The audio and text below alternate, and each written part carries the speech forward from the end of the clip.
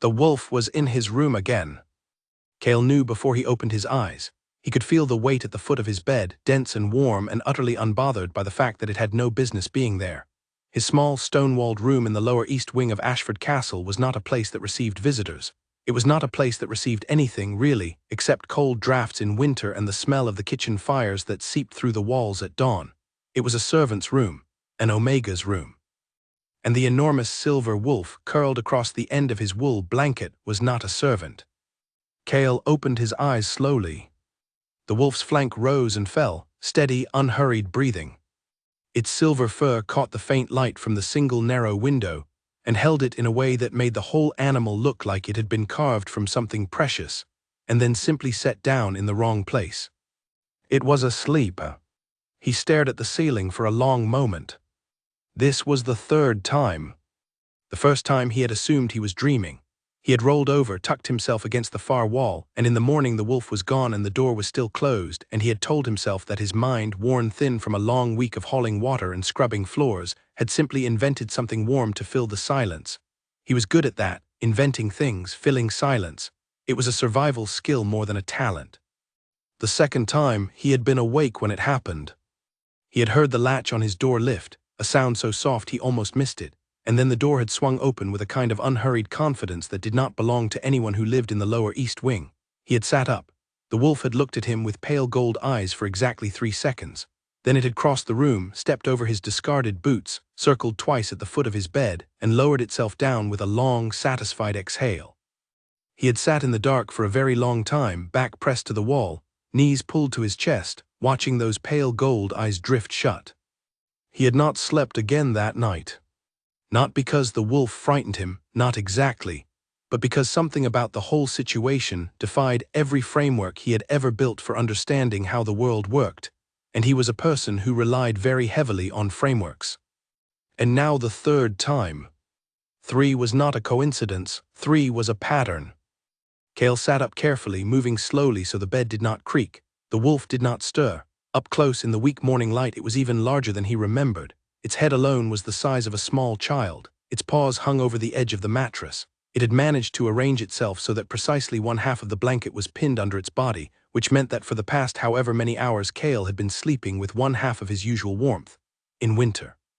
In the coldest room in the east wing. He looked at the wolf. The wolf breathed. He looked at his door, which was, as before, completely closed. He had checked the latch himself last night. He had also propped his only chair under the handle, because after the second time he had started to feel that some gesture toward self-determination was appropriate, even if no one would ever see it. The chair was on the other side of the room, upright and undisturbed, nowhere near the door. Cale pressed his lips together. There was a king in this castle, the king of the Ashford territory, the Alpha King, the man whose name every person in every room of this building spoke with a careful lowering of the voice. Rylan Ashford. 28 years old, and already 6 years into a rule that had made the surrounding packs nervous in a way they disguised as respect. Tall, dark-haired, with the kind of jaw that sculptors in other kingdoms had apparently already begun copying into their public monuments, which Cale found both impressive and deeply unnecessary.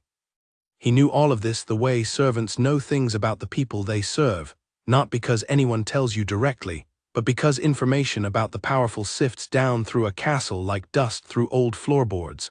You collect it without meaning to. You use it to understand the shape of your days. He had never spoken to Rylan Ashford. He was not that kind of servant. He was the kind who filled water basins, scrubbed tiles, carried wood, and became invisible by practice. His work kept him in the lower corridors and the utility rooms. The closest he had ever come to the king was a hallway glimpse 3 months ago, during the autumn solstice gathering, when the entire castle had been rearranged for visiting dignitaries, and Cale had been carrying a basket of folded linens, and had looked up at exactly the wrong moment to see Rylan Ashford standing at the end of a corridor in a dark coat, speaking in low tones to his head guard. He had looked away quickly, because looking directly at the Alpha King when you were an Omega servant carrying a laundry basket was the kind of thing that ended badly. The point was this: the king had a wolf form. Everyone knew that. Wolf shifters of that bloodline ran silver, and their wolves were enormous. The wolf at the foot of his bed was enormous. The wolf at the foot of his bed was Silver. Cale was very good at mathematics. He put his feet on the cold floor. He stood. He crossed to the small wooden table where he kept his washing basin and his single candle and the 3 personal items he owned, and he poured a little water from the ceramic jug and splashed it on his face and stood there with water dripping off his chin, staring at his own faint reflection in the dark water. Then he turned around and looked at the wolf again. The wolf had not moved. It slept with the absolute sincerity of a creature that had never once in its life worried about whether it was welcome somewhere. Cale had been sold to this castle when he was 14. He was 22 now. In those 8 years, no one had ever entered his room uninvited, not because people respected his privacy particularly, but because no one had ever found a reason to come here at all. His room was the end of a hallway that led to nothing. There were no supply rooms beyond it, no good shortcuts, nothing worth visiting. He was at the end of the line in every sense. Until, apparently now. He pulled his rough linen trousers on, and his work shirt, and his worn gray jacket that had been someone else's before it was his.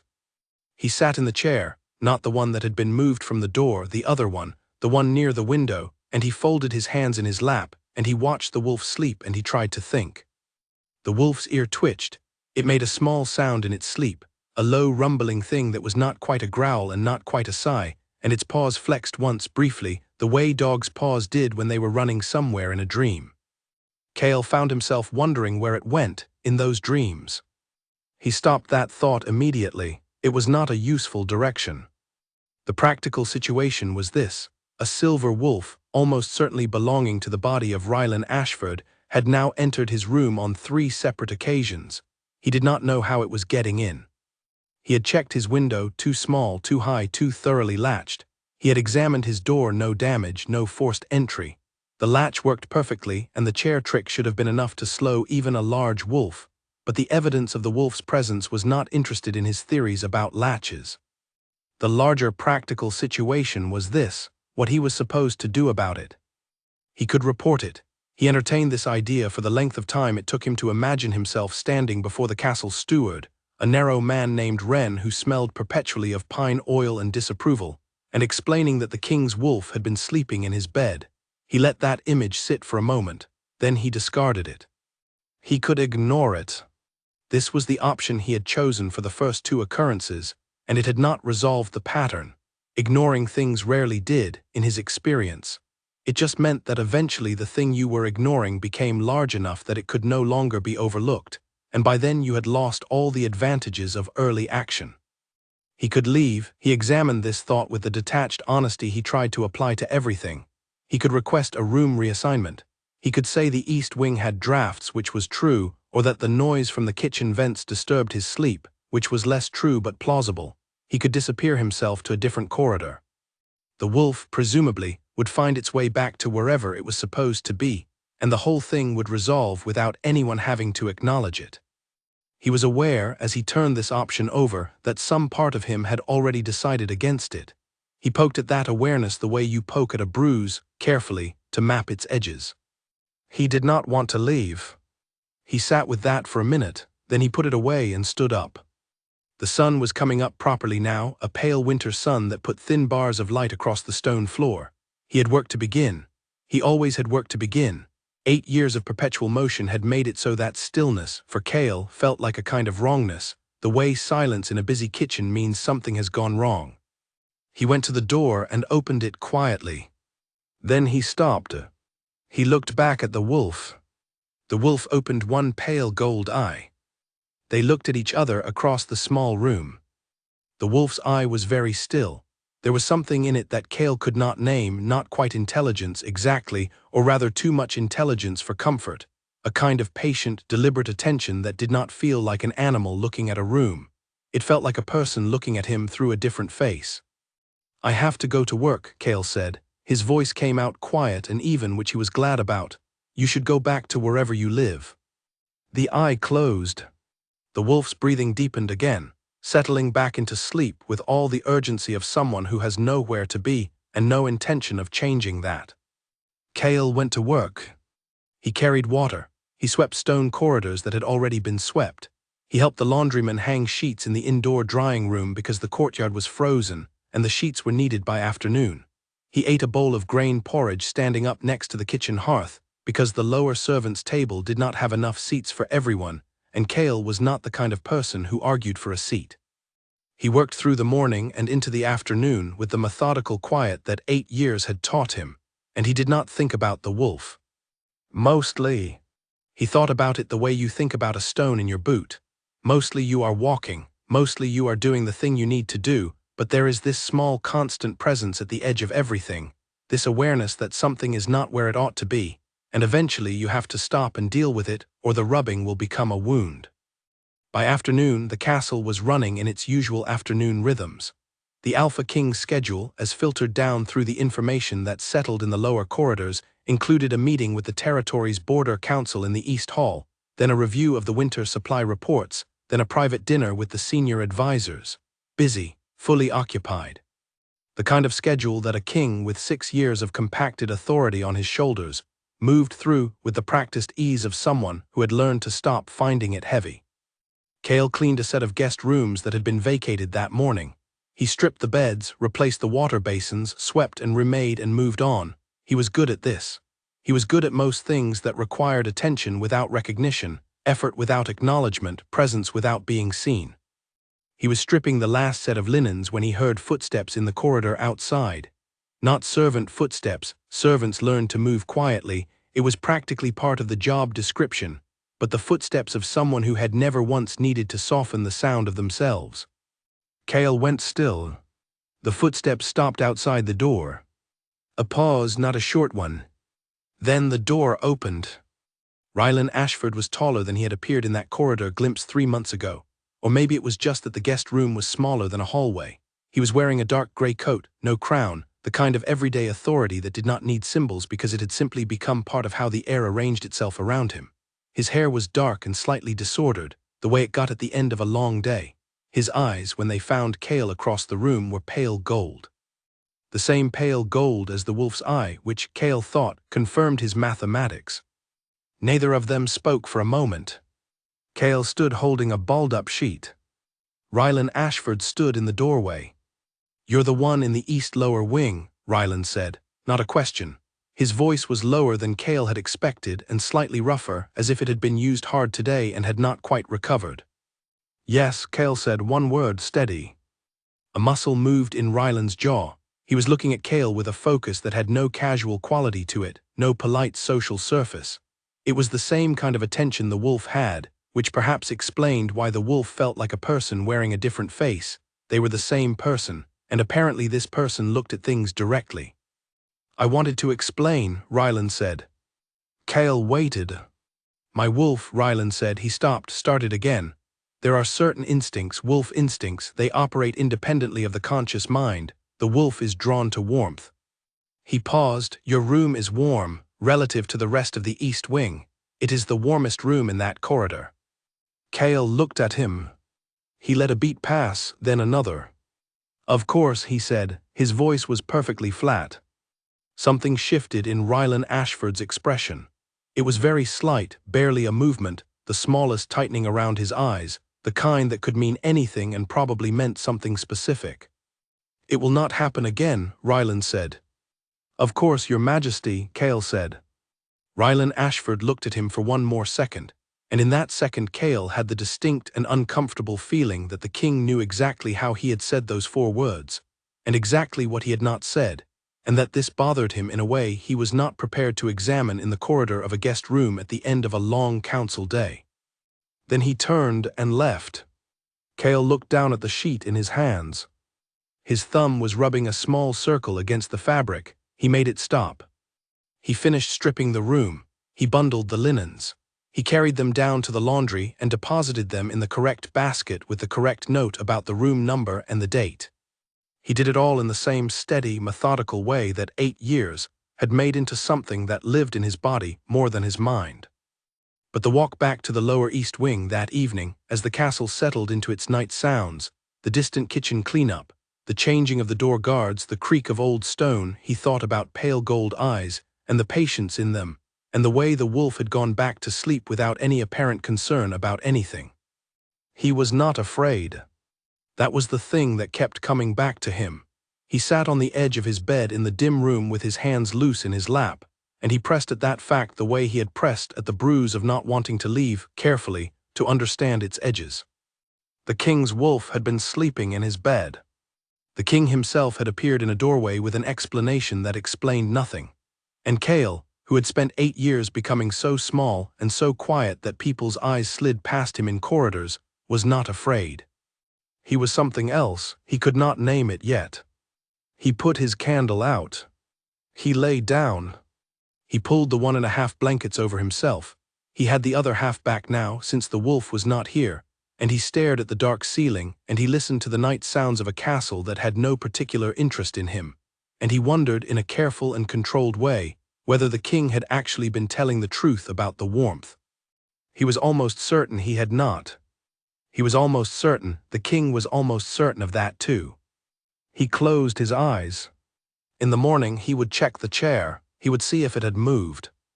He fell asleep with the shape of that thought still present, and did not dream of anything, and did not wake until the cold gray dawn pushed through his narrow window and reminded him that he had work. He did not check the chair until he was already dressed and ready to leave. It had moved. He stood and looked at it, 4 inches to the left of where he had put it, unmistakably displaced from its position against the door, and he breathed in through his nose 1 slow breath and breathed out again. The bed was warm where he had not been sleeping.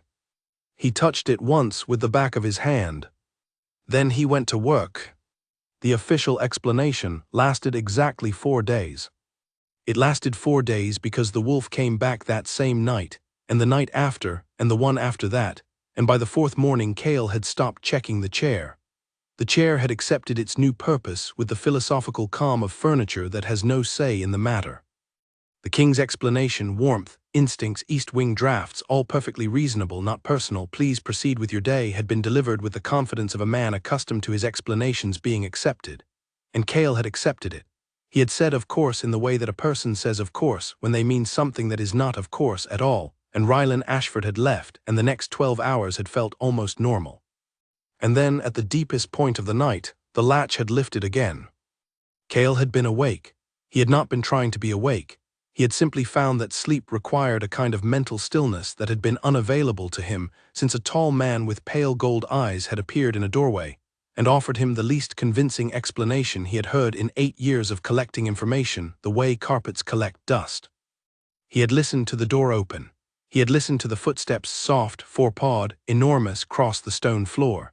He had kept his eyes closed and his breathing even, and he had felt the weight of the wolf lower itself onto the foot of his bed with the unhurried certainty of something that believed it belonged there.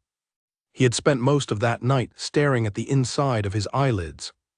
By the 4th night he had stopped doing that too. He was not sure when exactly it had happened, at what point between the 1st night and the 4th the staring had converted into simply lying in the dark, with the awareness of the wolf like a compass needle always pointing in the same direction. Present, warm, unhurried. He was not going to tell anyone about this. That was the decision he had made and remade on a daily basis, examining it each time for weaknesses. There were obvious weaknesses. The most obvious one was that this situation was not sustainable. Not because the wolf bothered him, it did not exactly, not anymore, but because situations like this one had a way of being found out, and found out badly, and the consequences of a thing being found out badly were almost always worse than the consequences of addressing it early.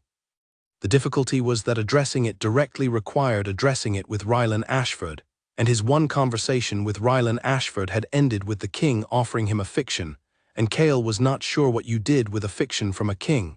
You could not call it a fiction. You could not return it. You could only hold it and wait to see what it grew into. He was currently in the stone passage between the lower kitchens and the east laundry, carrying a loaded basket, when he heard his name for what was possibly only the 3rd or 4th time in 8 years. Cale, one of the senior housekeepers, a woman named Agatha who ran the East Wing schedules with the benign ruthlessness of someone who had been doing it for 20 years and intended to do it for 20 more. She was a large woman, comfortable in herself, with gray-streaked hair and the kind of practical intelligence that had no interest in drama unless the drama interfered with the schedule, at which point it became an emergency. He stopped. Yes, ma'am. The king's steward sent word this morning. She said it in the same tone she used for everything. Linens are late. The East Corridor needs a second sweep. Also, the King's steward sent word. You're to be reassigned to upper household duties for the next rotation. Guest wing, upper corridor, service to the senior chambers. Cale set the basket down. I see. Agatha looked at him with the kind of gaze that missed very little but asked for very little in return. It's an upgrade, she said, not unkindly. Yes, Cale said. Most people would say thank you. Thank you, ma'am. She studied him for a moment longer than necessary. The steward's note said it was the King's own request. She paused. Apparently the King feels that the East Lower Wing is being overserviced and the upper corridors are understaffed. He's rotating 3 of you up. She said this in a way that communicated clearly that she did not entirely believe it, but that she had no specific evidence to the contrary and had been in service long enough to know when to leave evidence alone. Who are the other 2? Cale asked. She told him, an older man named Gordon who had been requesting a reassignment for months because his knees struggled with the lower corridor steps, and a young woman named Petra who had recently shown she could handle more responsibility, both of them perfectly reasonable choices for an upper corridor rotation. Both of them providing what looked like a pattern that wasn't about Cale specifically. He was very good at pattern recognition, and this one was obvious. He picked up his basket and thanked Agatha again and went back to work, and in the back of his mind, quiet and precise as a fault line, the understanding settled. The King had moved him closer. The upper corridors were different in the way that all upper things were different from lower things. The stone was smoother. The tapestries were older, more worn but richer, the kind of age that is valuable, not just old. The air moved differently up here, less dampness, less kitchen smell, and the sounds were different.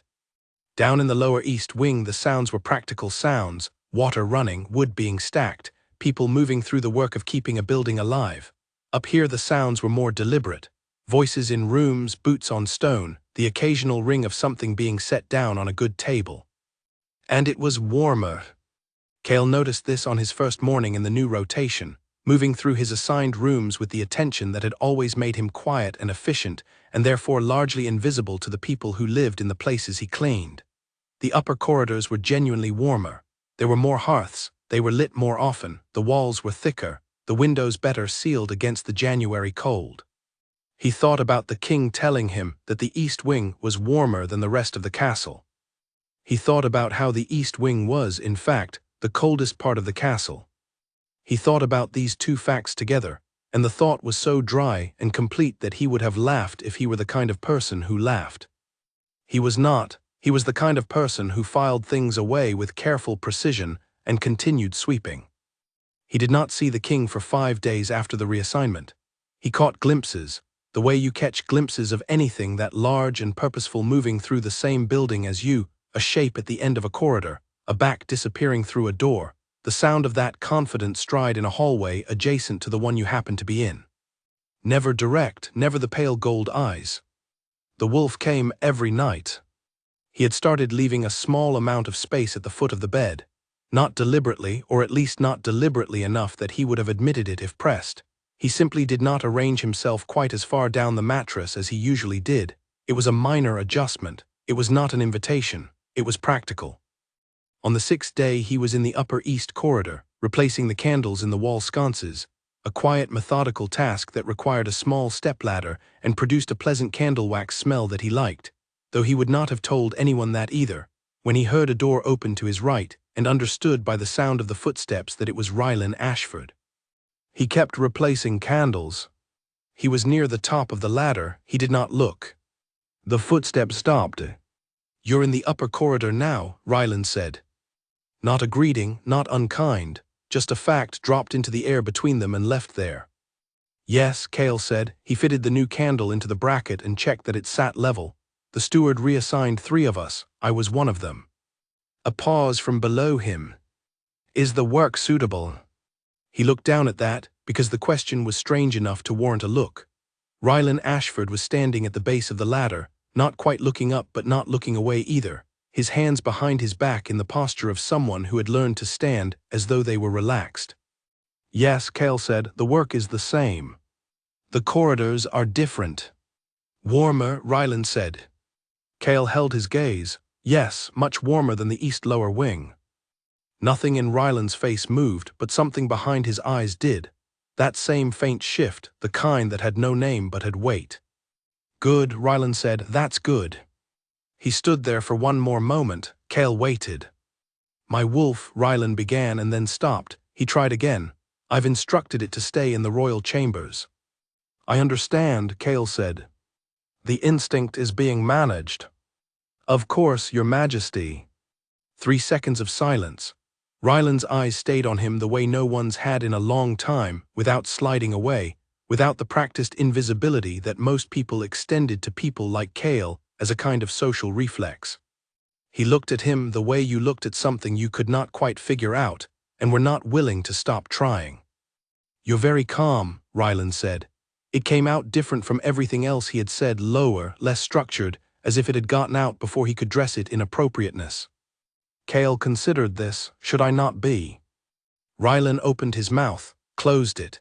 He had the brief look of a man who has walked into a room and found it arranged differently than he expected, and was recalculating in real time. No, he said finally. No, calm is fine.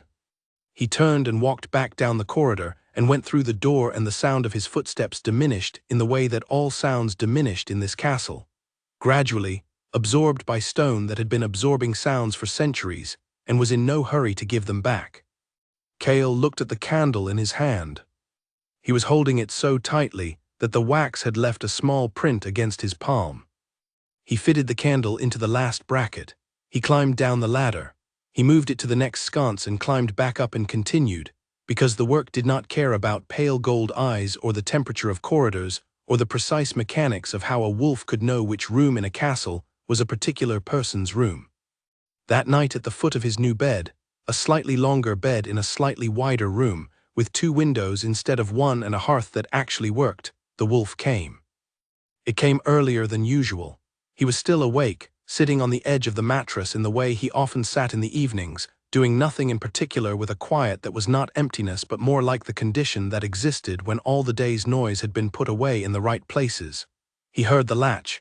He heard the door. He did not move. The wolf stopped in the middle of the room. Cale looked at it. The wolf looked at him. This was different from every other night, because every other night he had either been asleep or pretending to be asleep, and the wolf had gone to the foot of the bed without this happening, without this. 2 creatures looking at each other across a room in the dark, no pretense on either side. He noticed, now that he was looking directly, that the wolf was more silver than he had registered from peripheral awareness. Not gray, silver, the way the winter sky went silver in the hour before snow, that particular quality of light that made everything look like it was about to become something else. The wolf's tail moved once, not a wag, something quieter, an adjustment. You're going to get your person in trouble, Cale said. His voice was quiet and direct, the way it always was when he had decided to stop navigating and simply say the thing. The wolf's ear rotated toward him. He gave me an explanation about instincts and warmth, Cale continued, and I didn't say anything because I don't know how you say to a king that his explanation doesn't hold together. But I want you to know that I know, and I suspect you know that I know, and I suspect your person knows that I know. The wolf sat down. It was such a deliberate motion, not the crouching of an animal settling, but the considered lowering of something with intentions, that Cale felt the hairs on his arms move. I don't know what you want, Cale said. I don't know why you're here. I am not important enough for this to make sense. That is not self-pity, it is just accurate. I clean corridors, I replace candles. I'm very good at making myself fit into the space that is left over after everyone else has taken what they need, and you keep coming here. Silence, the wolf breathed. I am not going to report it, Cale said. In case that's something you were wondering about, I'm not going to tell anyone, but I also think you should understand that I know what this is not. This is not instincts. This is not warmth. The wolf looked at him for a long moment. Then it stood, crossed the room, stepped over his boots, always the boots, always stepped over them with such particular care, and lowered itself onto the foot of his bed. It sighed, a long, slow, completely sincere exhale. And then it went to sleep. Cale sat there for some time. The anger that should have been there was not. He looked for it in the thorough way he looked for things and found instead something that had no obvious name, not comfort, not exactly, but something in the same family, something warm and also slightly terrifying, like holding your hand near a fire without being sure of the exact distance. He lay down eventually. He did not move the wolf. He stared at the ceiling of his new room, which was slightly higher than his old ceiling and had a small water stain in one corner that looked, if he squinted, like a running rabbit. He had not noticed it before tonight. He noticed it now. The wolf's breathing was very steady. It was the steadiest thing he had heard in a long time. Outside, the wind pushed against the windows, and the castle absorbed it without comment, and Cale closed his eyes. Tomorrow the king would walk past him in a corridor and say something precise and controlled and not quite honest, and Cale would answer with something precise and controlled and not quite everything, and they would both continue on with their separate and deeply unequal versions of the same day. But tonight there was the warmth of the wolf, and the steady sound of its breathing, and the water stain on the ceiling that looked like a rabbit running somewhere, and for reasons he could not make entirely sensible, Cale slept better than he had in years. Rylan issued the edict on a Tuesday. It was a formal edict in the sense that it was written down and delivered through the appropriate channel, his personal attendant, a nervous young man named Owen who had been in the position for 6 months and still flinched slightly at the sound of raised voices, which in Rylan's household were relatively rare, but still seemed to leave Owen in a permanent state of low-level anticipation. Owen had delivered the note to the head chamberlain, who had transmitted it to the relevant parties, which in this case meant the royal wolf, which was Rylan himself, which meant Rylan had essentially written himself a formal instruction. He had done this because less formal methods had produced no results. He had spoken to his wolf internally, in the private language that existed between a shifter and their animal half, and his wolf had listened with the patient, unhurried attention that it applied to everything, and then continued doing exactly what it was going to do. He had tried reasoning. He had tried firmness. He had pointed out, in the detailed way of a man who had spent 6 years being precise about authority, that an alpha king whose wolf was sneaking into an omega servant's bedroom in the lower east wing, now the upper corridor, which was somehow even more complicated, was a situation with political dimensions that the wolf appeared to be entirely unconcerned with. His wolf had yawned. Actually yawned. The kind of jaw-dropping, tongue-curling yawn that communicated, with perfect animal clarity, a complete absence of interest in political dimensions. So the edict. The royal chambers were to be locked at night. Not the door to the corridor, that was customary, but the interior door between the sleeping chamber and the antechamber, with the specific lock that required a key Rylan would keep on his person. His wolf could not turn a key. His wolf did not have hands. This was the plan. He went to bed on Tuesday night with a sense of having solved something. He woke up in the upper corridor at 3 in the morning. He was standing outside a specific door with no memory of having unlocked 2 locks, crossed an antechamber, navigated a hallway, climbed a staircase, and walked to this precise location. But he had clearly done all of those things because here he was, barefoot on cold stone in his wolf form, and the door in front of him was the door to Cale's room. He shifted back. He stood in the corridor in the dark in his sleeping clothes, which were rumpled because he had been a wolf in them, and he looked at the door. The door was closed. He turned around and went back to his chambers. In the morning, he found the key in his hand. He had taken it with him, apparently, which showed a level of planning that his wolf was not supposed to be capable of, or at least was not supposed to have demonstrated so concretely before. He stood in his chamber holding the key and revising upward his estimate of his wolf's operational intelligence. He ordered a second lock.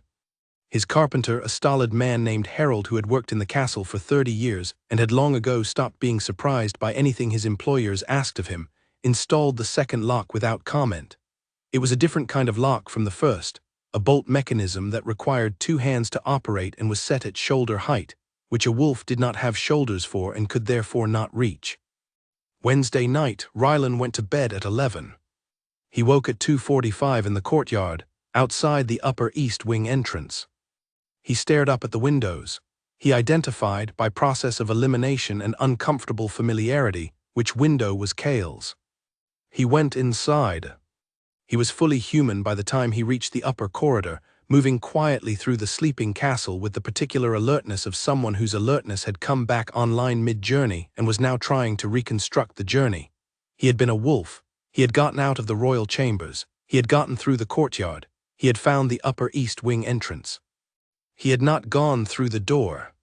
He stood in the corridor and acknowledged this small mercy, and then went back to bed and lay in the dark, and thought about what was happening to him with the methodical unhappiness of a man who had spent 6 years exercising very precise control over himself, and was now watching that control take a different shape than he had intended.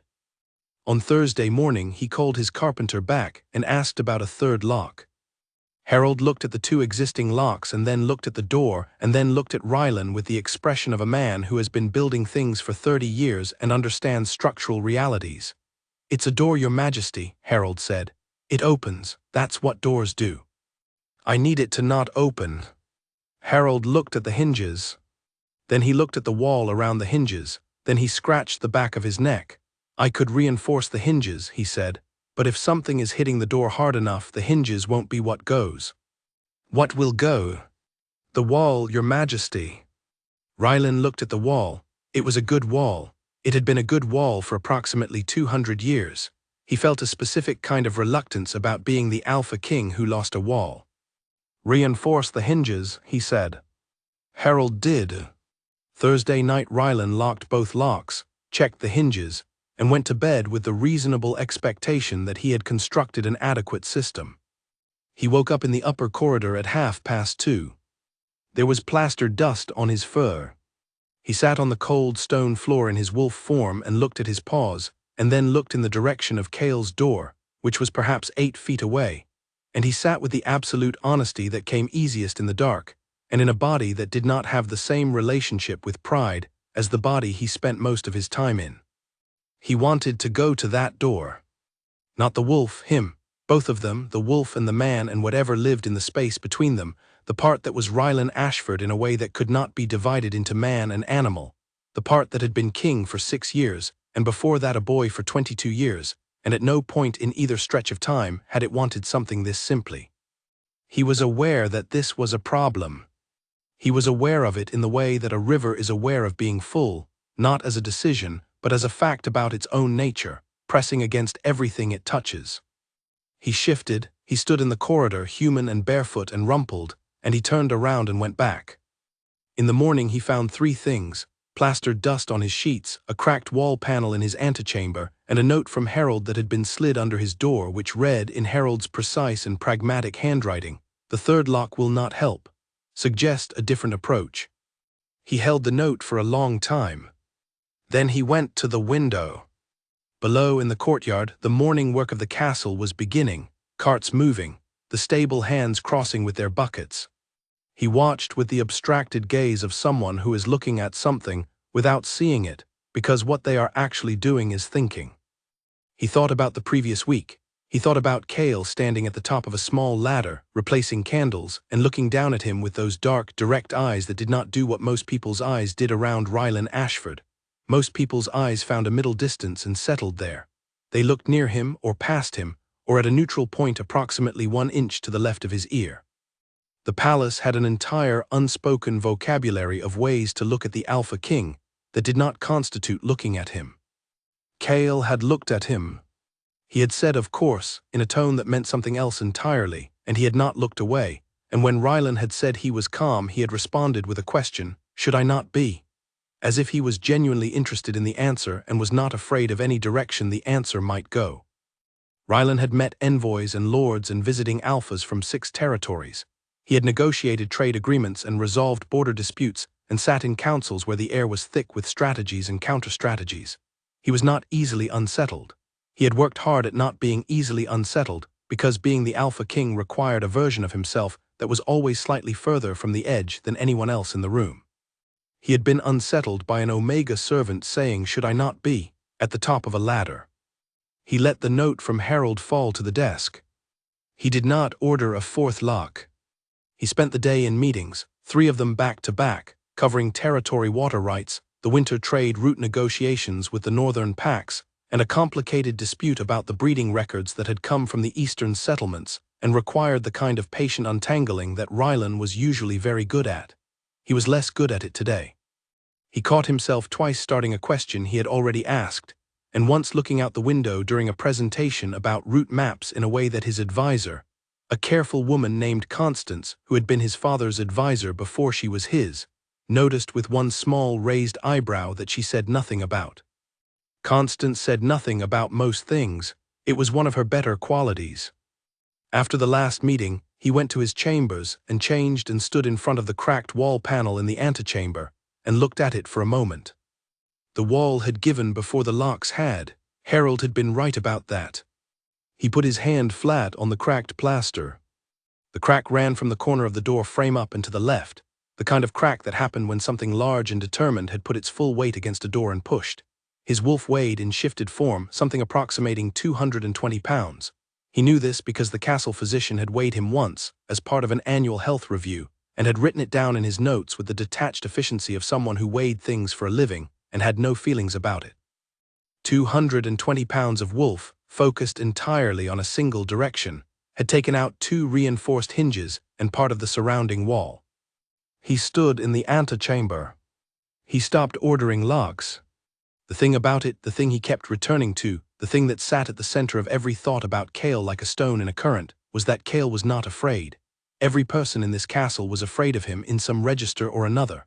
Some of them were afraid respectfully, the way you were afraid of things that were large and could not be predicted. Some of them were afraid fondly, the way long-standing servants were afraid of a man they had watched grow up. Some of them were afraid politically, which was the most complicated variety and the most common. Constance was probably the closest thing to unafraid, and even she held a small, careful reserve that showed up in the space she always left between them when she delivered unwelcome news. Cale left no reserve. He answered Rylan's questions with the exact number of words required to answer them, and no performance wrapped around the outside. He had stood on a ladder and looked down and said, "Of course," in a voice that contained the entire landscape of everything he was not saying, and had not flinched when Rylan heard it. The wolf knew things that the man was still working out. That was not unusual in shifters. The animal half frequently understood something first, moved toward it first, set up camp in the territory of a truth before the human half had found the trail. He had been blaming instincts. He was not an idiot. He had known from the first morning he woke up on a cold floor with wolf memory showing him a warm room and a still figure with a hand hovering an inch above his fur, that instincts was not a sufficient explanation. His wolf had excellent instincts. His wolf had never before used those instincts to sneak into a servant's room and sleep at the foot of someone's bed 3 nights running without an invitation. His wolf's instincts prior to this development had been entirely appropriate for an alpha king's wolf, territorial, protective, attuned to pack dynamics, periodically inconvenient in formal settings when visiting alphas did things that registered as challenges, but broadly speaking, sensible. This was not sensible. He had offered Cale the warmth explanation because it was the thing that lived inside the shape of instincts and could be said out loud. Because the thing he could not say out loud was, "My wolf has decided, and I do not have the authority to overrule it, and I am beginning to think that the wolf is right and I am the one working with bad information." He could not say that to a servant. He could not say that to anyone, but particularly not to a servant, and particularly not to an Omega servant who had a way of looking at him that made the distance between who they were in the structure of this castle and who they were in the quiet of a room feel like a thing that could be measured and disputed. He looked at the cracked wall. He went and found Harold in the carpenter's workshop, which was in the lower west wing and smelled of good wood and the oil Harold used on his tools. Harold was planing a board and looked up when Rylan appeared in the doorway with the unhurried look of a man who had expected this visit. "The hinges held," Harold said. "The wall didn't." "No," Harold agreed, "the wall didn't." Rylan leaned against the doorframe. "I want the antechamber repaired." "Of course.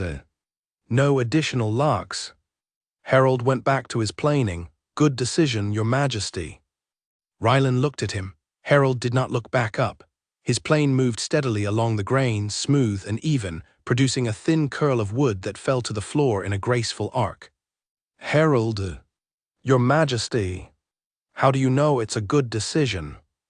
Harold was quiet for a moment. He planed another long stroke. The wood curled. Been working in this castle 30 years, he said. Seen a few things. Locks keep out things that don't belong. Things that do belong. He lifted his plane and examined the board.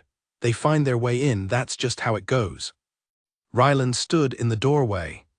Fix the wall, he said. Leave the door as it is. He went back upstairs. That night he did not lock anything. He lay in the dark in his chambers and he felt his wolf settle all at once, with the completeness of something that had been fighting a current and had simply been given permission to stop. At 2 in the morning he was still human. At 2 in the morning his wolf had not gone anywhere. He lay in the dark and understood with the clarity that comes from stopping the fight that the locks had never been about keeping his wolf in. They had been about being able to say that he had tried.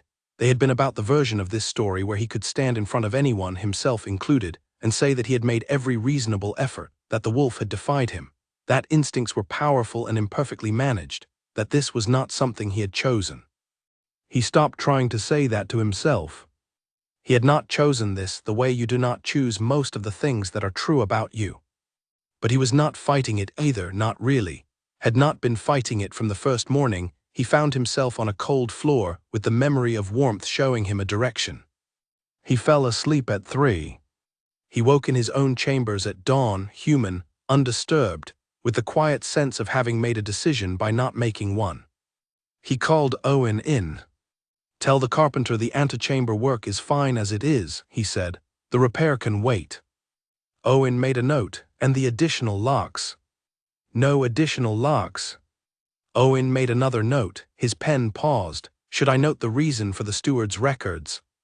Ryland looked at the window. Note that the existing system is adequate, he said. Note that no further modifications are required at this time. Owen wrote this down with great care, the way he wrote everything, as if the words mattered precisely as much as the words, no more, no less. Is there anything else, Your Majesty? No, Ryland said. Then, yes, he paused. Tell me which corridor Cale works in today. Owen looked up. Upper East Wing, he said after a moment. The morning rotation has him on corridor 4. Thank you, Owen. Owen left and Ryland dressed, and the castle woke around him with all its ordinary sounds, and somewhere in the Upper East Wing a person with dark, direct eyes was replacing candles or sweeping stone, or doing one of the 1,000 small tasks that kept a large building running, and did not require anyone to notice who was doing them. Ryland Ashford was going to notice. He had stopped pretending he was not. Someone called him the King's Pet on a Thursday, which was a gray, unremarkable Thursday, which was the kind of day that seemed designed to hold small cruelties without any weather to interrupt them. It was one of the kitchen boys, a broad-shouldered 17-year-old named Colin who had been at the castle for 2 years, and had recently discovered that having a sharp tongue in a group setting produced the social results that hard work had failed to. He said it in the passage outside the East Laundry, in front of 4 other people, in the bright, carrying voice of someone performing for an audience. Here comes the King's Pet. Does he bring you treats then? Cale was carrying a basket of dried herbs for the upper kitchen. He stopped. He looked at Colin. He corrected him very quietly without looking up from the herbs. Property, there's a difference. He walked on. He did not hear what Colin said after that, or the sounds the others made.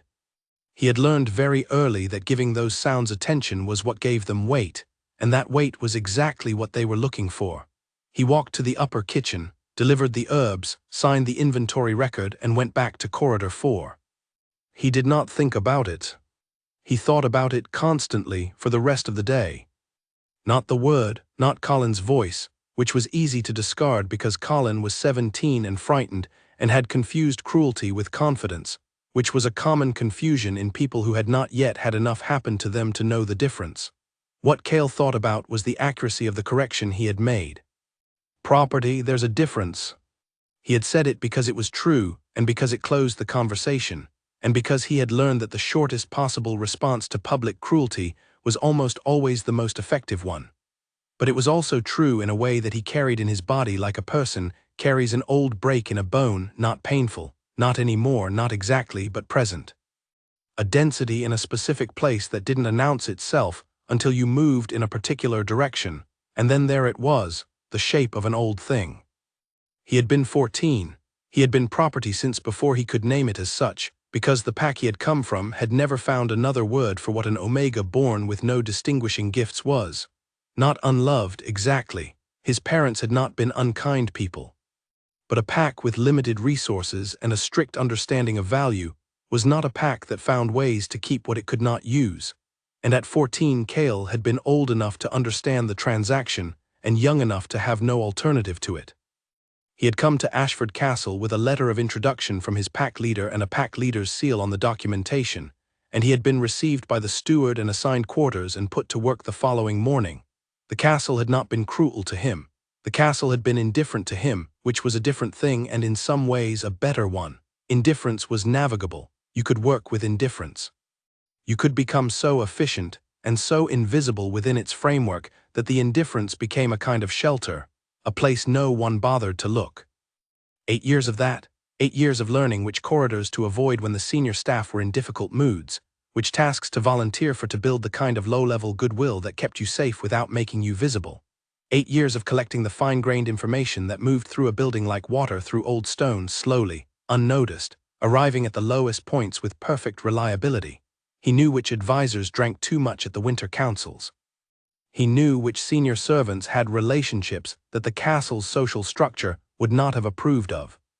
He knew that Constance, the head advisor, kept a small portrait in her chamber that none of the cleaning staff were allowed to touch, and which depicted a young woman who was not currently in the castle and had not been for at least 3 years. He knew the castle the way you knew a place you had lived in for 8 years with your eyes fully open, which was the only way he had ever known how to be. He did not know what to do with Rylan Ashford. That was the honest truth of it. He had managed nearly everything that had come at him in 8 years with some combination of patience, precision, and the particular kind of stillness that passed for calm when calm was unavailable. But the king in the doorway, the king at the base of the ladder, the king's wolf at the foot of his bed, these things did not fit the frameworks he used to manage his days, because they had no precedent in his experience, and because they were happening to him specifically, which was not a category of experience he had much of. Things happened around Cale, near Cale, in the same building as Cale, not to him, not at him, not with him as the destination point. He was replacing the wax in the corridor sconces again.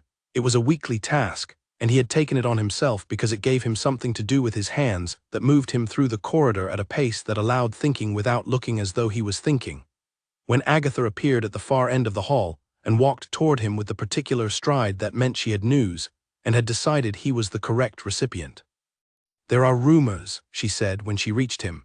She did not lower her voice, which meant she either did not care who heard or had calculated that no one was close enough to matter. Cale fitted a new candle into its bracket. "There always are. These ones are specifically about you." He looked down at her from the small ladder. "What kind?" Agatha made a brief expression that covered the range of things she thought about rumors and their originators and the people who spread them. The kind that come from people with too much time and not enough useful work. Some people are saying that your reassignment was not coincidental, that you have attracted the king's personal attention, that this is either very good for you or very bad for everyone else, depending on which version you believe. Cale climbed down. "And which version do you believe?" Agatha studied him. She was one of those people whose face told you exactly what they were thinking if you knew how to read it, and exactly nothing if you didn't. Cale had learned how to read it. "I believe," she said carefully, "that some reassignments are coincidental and some are not, and that the ones that are not necessarily cause for alarm unless someone makes them so." "That's a careful thing to say." "I'm a careful person." She paused. "Are you well?" The question was simple enough to be startling. People at this castle asked after each other's work. They asked after each other's tasks and duties and whether things had been completed correctly. They did not often ask after the person doing the tasks. "Yes," Cale said. Agatha looked at him for another moment with that face that could mean everything and nothing. "Good," she said. Then she turned and walked back the way she had come with the efficient stride of a woman who had said what she came to say and had other things to attend to. Cale stood in the corridor with a spent candle in his hand. He thought about what he was doing. He was very good at thinking about what he was doing, which was a skill that had served him well for most of his life. He could lay out the components of a situation with a precision that had no emotion in it, and examine them in the flat, honest light of someone who had learned that the gap between what you wanted to be true and what was actually true was the most dangerous place to live. Most people lived in that gap. Most people built entire architectures inside it. Cale had decided, somewhere around the age of 15, that the gap was not safe for him, and that he would rather live in the uncomfortable country of accuracy. The accurate country, in this case, looked like this. The king's wolf had been coming to his room for weeks. The king had been making limited and decreasing attempts to stop it. The king had moved him to a better room and a better rotation in a way that was clearly deliberate, and had been explained to everyone else in terms that were technically true but not complete. The king had appeared in a doorway and at the base of a ladder, and both times had said things that were factually accurate and emotionally complex. The king had very pale gold eyes that were also his wolf's eyes, and that did not look away when looking away was what every other set of eyes in this castle did. This was the accurate picture. What it meant was harder to lay out clearly, because what it meant required Cale to think about himself in a way he had very little practice with. He could be precise about other people. He could map the pressures and histories and small frightened motivations that shaped what other people did and said and how they moved through the world. He was less practiced at himself, because for most of his life the most useful thing he could be was not particularly there. But here was the thing, the accurate, flat, undecorated thing. He looked forward to the wolf coming. He had recognized this 2 nights ago, lying in the familiar dark with the weight at the foot of his bed, and the sound of steady breathing and the small, uneventful safety of it. And he had felt the recognition with something that was not happiness exactly, but was in the same region, a warmth in the chest that had nothing to do with the temperature of the room. He had lain there feeling it and examining it for the quality he most distrusted, which was the quality of wanting something to be true so much that you bent the facts to make them fit. He had examined it very carefully. It was not that, it was genuine. He looked forward to the wolf, and the wolf was the king, and the king had stopped ordering locks. These were the facts. He climbed back up the ladder and continued replacing candles. He worked through the afternoon with the same quiet efficiency that never left him, because efficiency was a thing he could rely on in the same way that he relied on the weight of the castle around him, constant, unquestioning, present. Colin did not say anything else to him that day. In fact, by mid-afternoon, Colin had developed the look of a person who had said something out loud that was now sitting in the room with him in an uncomfortable way, and was working very hard at appearing not to notice it. Cale did not address this. He passed Colin in the kitchen passage once, and Colin's eyes went sideways in the way people's eyes went when they were trying to disappear into a corridor, and Cale kept walking. He heard about it from Petra, his new corridor companion, at the end of the day. Petra was 19 and had a forthright, uncomplicated quality that Cale found restful. She reported things without editorializing, which was rare. Gordon told Colin to be quiet, Petra said. She said it while carrying a stack of clean towels that she was sorting as she walked, which was Petra's method. He said something like, "It's not a smart thing to be careless with your mouth in a house where you don't know what's connected to what." She paused, sorting. He said it quietly, but Colin heard. "Thank you, Petra." She glanced at him. "Are you actually all right? You look like you've been thinking very hard about something for a long time." "I usually think about things. Not this specifically." "You have a different face than usual." Cale considered this. "What does my usual face look like?" "Like someone reading a list," Petra said. "Efficient. Today you look like someone who's lost their place on the list and is trying to find it." He looked at her. She shrugged, sorted another towel. "Just what I noticed." He went back to his room that evening. He had work to do in the morning. Corridor 5 needed the storage closets organized, and Agatha had put a note about the East Wing entrance needing a deep clean before the visiting delegation arrived at the end of the week. He had a clear picture of his next 2 days. He liked having a clear picture. He sat on the edge of his bed and put his hands on his knees and looked at the floor. He was 22 years old. He had been sold at 14, which was a thing that had happened, a thing that sat in his history the way a scar sat in skin, not always visible, not constantly relevant, but structurally present in a way that shaped the surface above it. He had not spent much time in the years since being sad about it, because sadness about fixed facts was not a productive use of the limited energy he had. He had spent time being precise about it, which was different. He was 22 and an Omega, and a servant in a castle that belonged to someone else, which was a simple description of a situation that most people in his position would say was not possible to change, and that he would say was also not his immediate concern. His immediate concern was today and tomorrow and the day after, because that was the structure that fit the life he had, and the structure that fit the life you had was the only one worth building. But the wolf came every night and he looked forward to it, and the king had stopped ordering lox, and Petra had told him his face looked different, and when he examined what was different about it, honestly, in the flat light of accuracy, it looked like someone who had been a list reader for a long time and had picked up something that was not on any list. He went to sleep. He woke when the latch lifted, and he lay still while the wolf crossed the room and stepped over his boots with the care that was beginning to feel like a habit between them, and he felt the warm weight settle at the foot of the bed, and he looked at the ceiling in the dark. "I know you're not just instincts," he said. His voice was quiet, aimed at the ceiling more than at the wolf.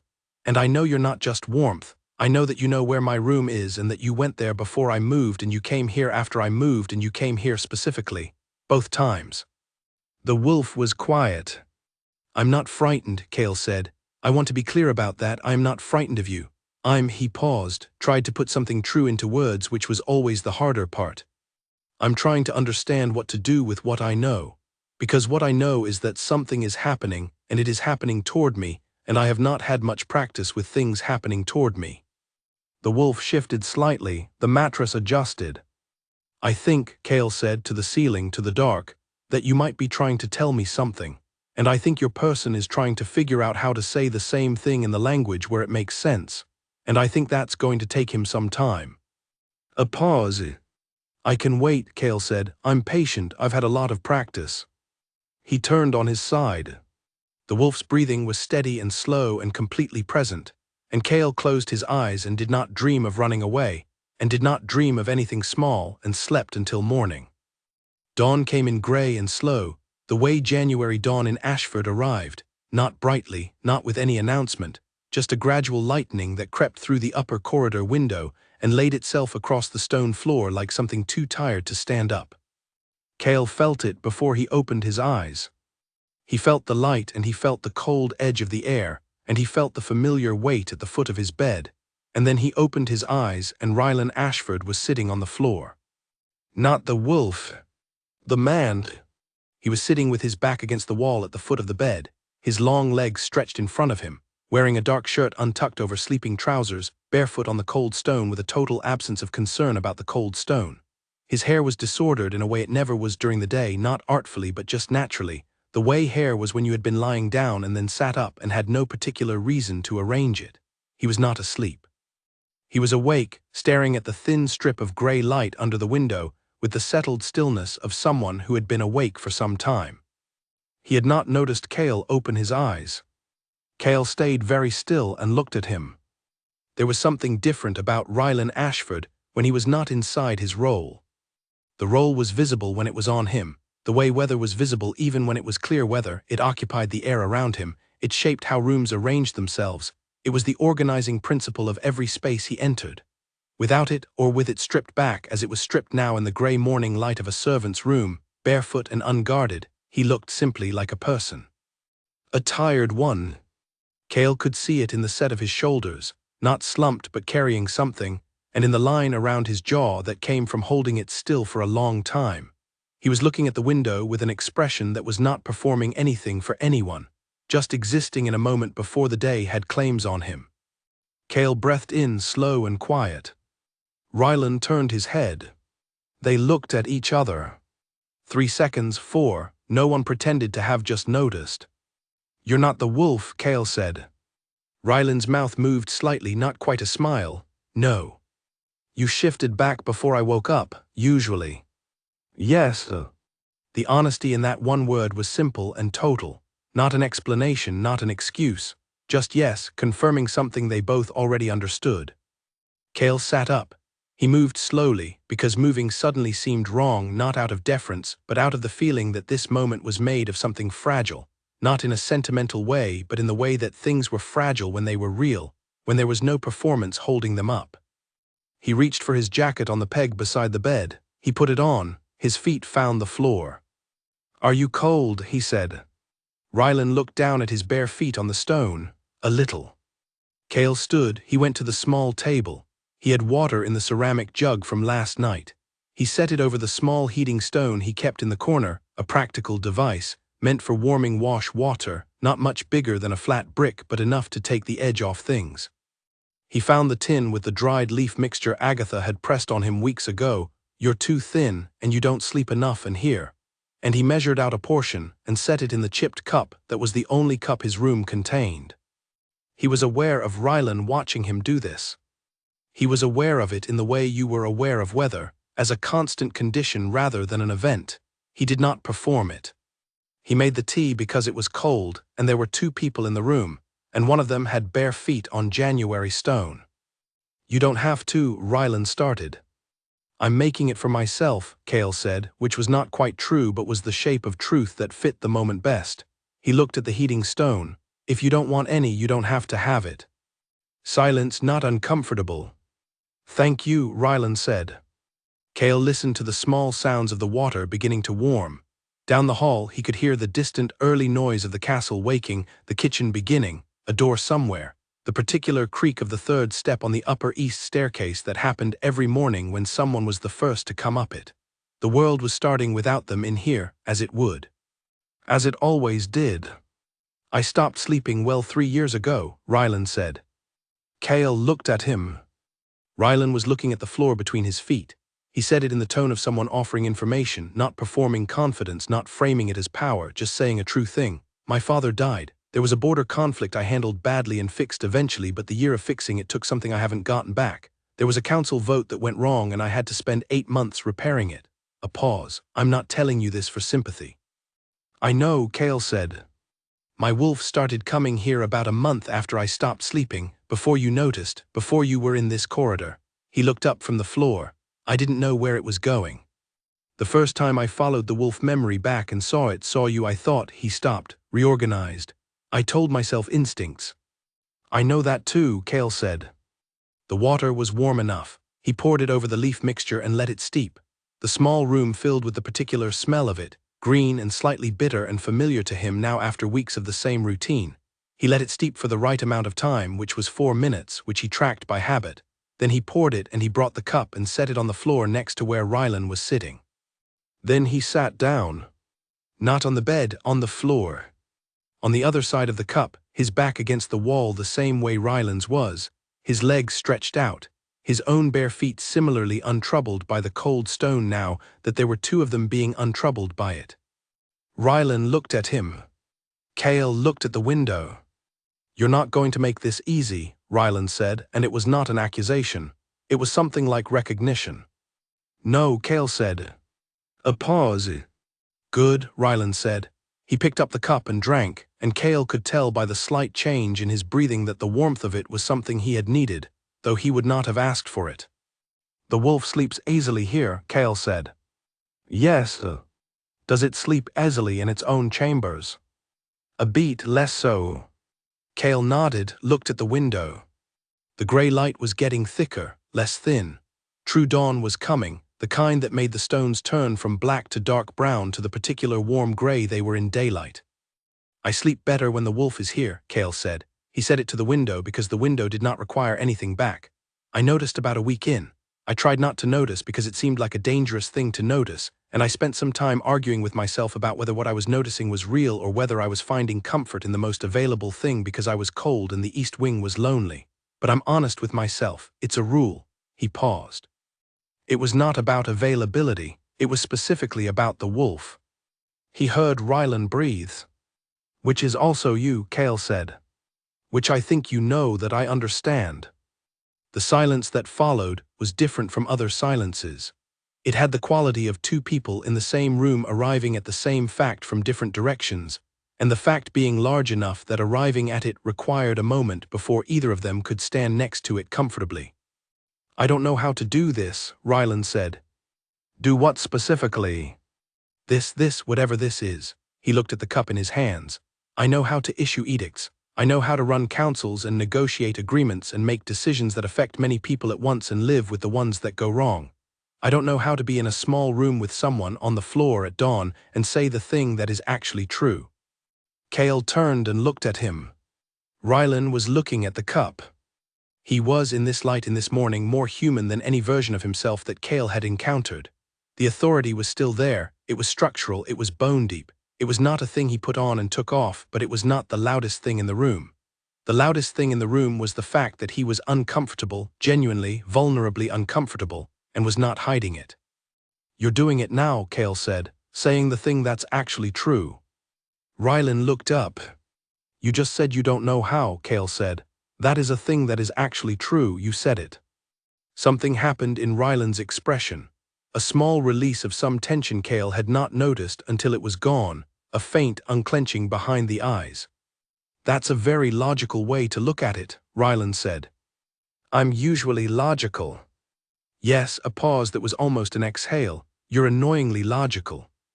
Cale felt something happen to his face. It was not a thing he had much experience with, a shift of muscles in a direction they did not often go. He touched his own jaw with 2 fingers reflexively. Rylan noticed. He was watching Cale's face with the same attention the wolf used, steady and complete and missing nothing. "When did you last smile?" Rylan said. The question should have been intrusive. It was delivered in a tone that made it feel like the most natural next sentence, which was a strange gift. Cale thought about it honestly. "I don't know," he said. Rylan was quiet for a moment. He turned back to the window, and his jaw moved in the way that meant he was thinking about something and being careful with it. "I'm going to figure out how to," he stopped. "There are things in the way, you know that, the structure of this, what you are and what I am and what the castle assumes is possible." "Yes," Cale said. "I'm not going to use that as a reason to stop." Cale looked at him. "I want to be clear about that," Rylan said, "because I think I've been using it as a reason to stop without saying so, without admitting it, and I think you've been watching me use it and being very controlled about not saying so, and that is," he turned and met Cale's eyes. "I don't want that anymore. I don't want to sit in doorways giving you explanations we both know aren't complete. I'm done with that." The declaration landed in the room with a weight that was entirely its size. Cale sat with it. He could feel the warmth from the heating stone across the room, small and steady. He could hear the castle outside the door, beginning its day, indifferent and busy, and built on a structure that had not been designed with this particular conversation in mind. "The visiting delegation arrives Thursday," Cale said. Rylan blinked. "Yes. Agatha has the east entrance on deep clean rotation. 2 of us are on the delegation's guest wing until they leave." He looked at the window. "That's a complicated week. Your schedule will be very full." "It will." "I'm telling you this," Cale said, "so that you understand I'm not expecting," he tried to find the word. "I'm not expecting the conversation you just had to change the one we'll have on Thursday in a corridor in front of other people. I know the shape of things. I'm not going to pretend I don't." "Cale." He looked at Rylan. "I know you know the shape of things," Rylan said. "I've known that since the ladder. You see everything, you just choose what to say about it." A pause. "I'm asking you to keep seeing it, don't look away, don't go back to invisible, not with me." The morning light had gone full gray now, the proper gray of a January day beginning. Below, the castle was awake and moving and unaware of the 2 people sitting on a cold floor with a cup of tea between them, and a conversation that would not appear in any record, and would change nothing visible and everything underneath. "All right," Cale said. They sat there a little longer, not talking. Rylan finished the tea. Cale looked at the window. Outside, a pigeon walked along the ledge with the complete conviction of a bird who owned all available architecture and looked in once with a round, unimpressed eye and walked on. Then Rylan stood.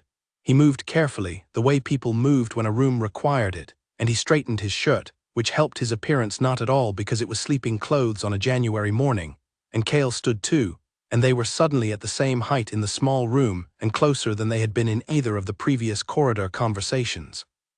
Rylan's eyes were very direct at this distance.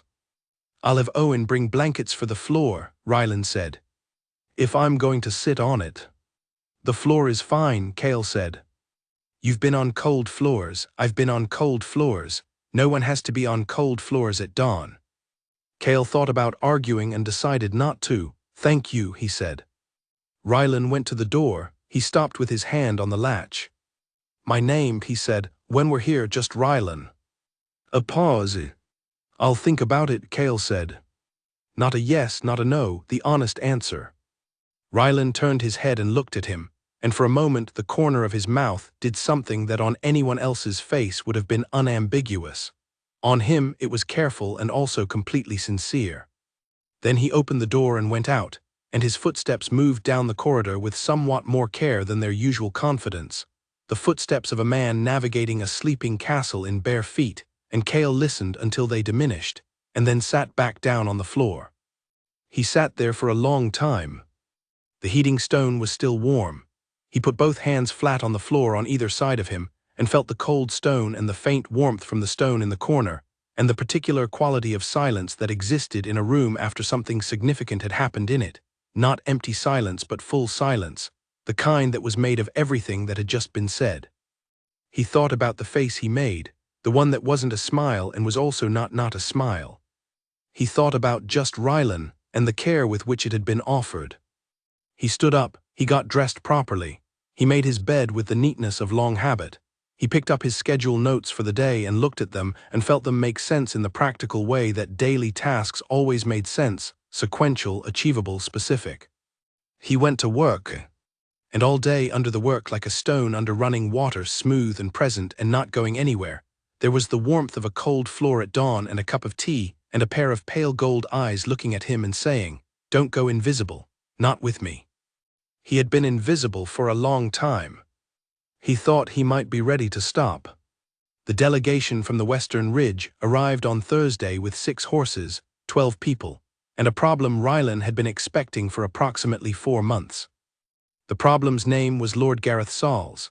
He was the leader of the Western Ridge Pack, 43 years old, with the broad shoulders of a working alpha and the careful eyes of a man who had spent decades making other people's resources his own business. He arrived in Ashford's courtyard with the manner of someone conducting an inspection, and had barely dismounted before he was looking at the castle's infrastructure with an expression that Rylan recognized from 3 previous encounters as the precursor to a specific negotiating posture, aggressive reasonableness, the kind that made every demand sound like common sense. Rylan met the delegation in the upper hall with Constance at his shoulder and his senior counsel arranged in the appropriate formation. There were very specific arrangements for Western Ridge delegations because the Western Ridge read spatial relationships as power signals, which Constance had researched thoroughly and presented in a briefing document that was very thorough, and also that Rylan had not slept well enough to absorb completely, which he was now quietly compensating for by listening extremely carefully to everything Gareth Sauls said. The first formal meeting was in the afternoon. It covered water access agreements for the boundary territories, which was the stated purpose of the visit and also approximately 1/4 of its actual purpose. Rylan had been dealing with the Western Ridge for 6 years and had learned to think of their negotiations as buildings where the visible structure was only what held the real structure up. The real structure was about eastern expansion. Gareth Sauls wanted Ashford's eastern trade routes. He wanted them for the Western Ridge, for reasons that Rylan understood and was not going to accommodate, but that needed to be refused in a way that left the Western Ridge with enough to take home that they did not feel refused. This was the architecture of the week. It required careful construction. He sat through the afternoon meeting with the precise, unruffled attention that 6 years had made reliable, and he answered questions and put positions, and watched Gareth Sauls across the long table, and read the space between his words with the competence that Constance had taught him and his father had modeled, and that he had paid for in several years of getting it wrong before getting it right. He was not thinking about Cale. He was also thinking about Cale. These two things coexisted with less friction than he might have expected, which perhaps said something about where his mind was most naturally inclined to go when it had any free space. During a 2-minute break in proceedings while Gareth's aide found a specific document, Rylan sat in his chair at the head of the table and thought, with complete inappropriate clarity, about the sound of bare feet on cold stone. He put this away. He did it with the same internal mechanism he used to put other things away during meetings, not suppressed, just filed, held for later, a deliberate setting aside that his mind had learned to execute cleanly over years of meetings where thinking about anything other than the meeting was a liability. He went back to the water rights discussion. That evening there was a formal dinner. Gareth sat at Ryland's right, which was protocol for visiting leaders, and spent the dinner being excellent at it, interested, warm, precise with his flattery in a way that targeted the people around the table who were most susceptible to it, and left the ones who weren't with a sense that they had not been particularly pursued, which was also, Ryland suspected, intentional. He was a careful man. Ryland respected careful people, even when they were being careful for reasons he was going to have to refuse. He looked up at one point during the second course and threw the door to the service corridor open. As it always was during formal dinners to allow the serving staff to move through, he saw Cale. Cale was carrying a tray.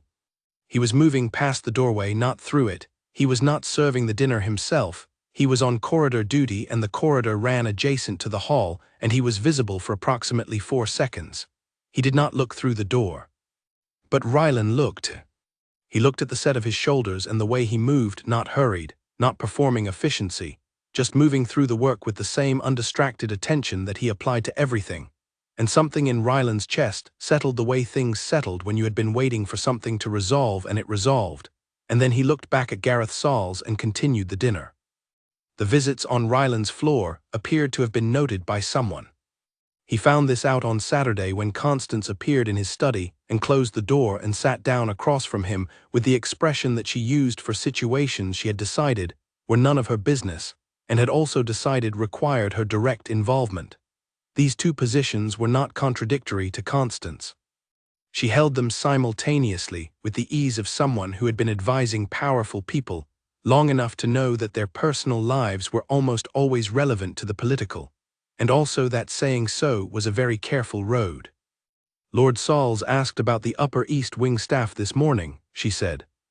Ryland looked up from the document he was reading. In what context? He was asking about staffing more generally, framed as an interest in how Ashford runs its household. Standard small talk from a guest who is also inspecting. She paused. He asked specifically whether the serving arrangements in the upper corridors were new or long established. He used the word personalized. Ryland put the document down. I told him the arrangements were standard rotation, Constance said, which is technically accurate. Thank you, Constance. She looked at him. He may have noticed something from the corridors, or he may have heard something from someone in the household. I don't know which. I wanted you to be aware. I appreciate that. A pause. She was about to say something else. He could see her organizing the words, which was a visible process with her. Her eyes went slightly distant, and then she chose. Ryland, she said, dropping the title in the way she only did in private. Whatever has been happening in the Upper East Wing, I'm not asking you what it is, but I am asking you whether you've thought it through. Ryland was quiet for a moment. More than anything I've thought through in a long time, he said. Constance looked at him with the expression of someone who has known you for most of your life, and is making a calculation about how much of what they see they should say out loud. She made the calculation. All right, she said. She stood. Be careful with Sauls. He's got 3 more days and he's not going to stop looking. I know. She went to the door, stopped. The Omega from the East rotation, he's competent. Ryland looked at her. I've had occasion to observe him, Constance said with perfect neutral efficiency. He's precise and reliable and he doesn't create problems. That's a rare combination. She opened the door, just noting. She left. Ryland sat in his study for a moment and looked at the closed door, and thought about the fact that Constance had noticed, and that what she had chosen to notice was Cale's competence. He thought this was probably Constance's way of saying something more than she was willing to say directly, which was itself a kind of direct statement from someone who almost always said things directly. He went back to the document. The next 2 days were full. The water rights framework took most of Saturday. Sunday brought a secondary meeting that was officially a social excursion to the eastern boundary of Ashford's territory.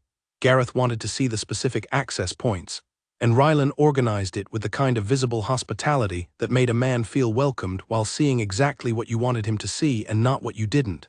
He had done this before. He was good at it. He saw Cale twice during the weekend, both times in passing.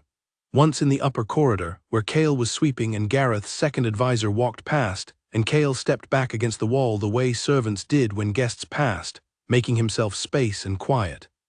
Ryland watched Gareth's second advisor walk past without looking at Cale at all, the practiced invisibility and position of a man who had learned to treat servants as furniture. And Cale stood against the wall with his broom and looked at nothing, and Ryland could see, from the angle he happened to be at, the exact quality of Cale's expression, which was not absence. It was patience. They were completely different things, and most people did not distinguish them, and Cale had been passing as the first thing while living inside the second for 8 years. He walked down the corridor without speaking to Cale, because the corridor also contained Gareth Sauls and 2 advisors, and this was not the moment, and Cale did not look up, and it was only later, sitting through a dinner that Ryland ate without tasting any of it, that he felt the full weight of what it meant that he had walked past without speaking. Not as a cruelty, he knew Cale knew it was not a cruelty, but as a fact about what the world currently required of both of them.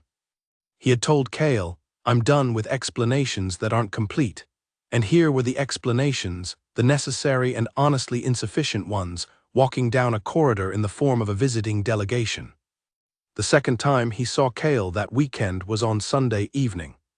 The delegation had retired after the evening meal, and Ryland was in his study going over the boundary maps with Constance when he heard footsteps in the upper corridor outside, familiar ones, the ones he had begun recognizing by their pattern, and then the sound of something being set down, and the sound of the upper east corridor storage closet being opened and closed, and then footsteps going back the way they had come.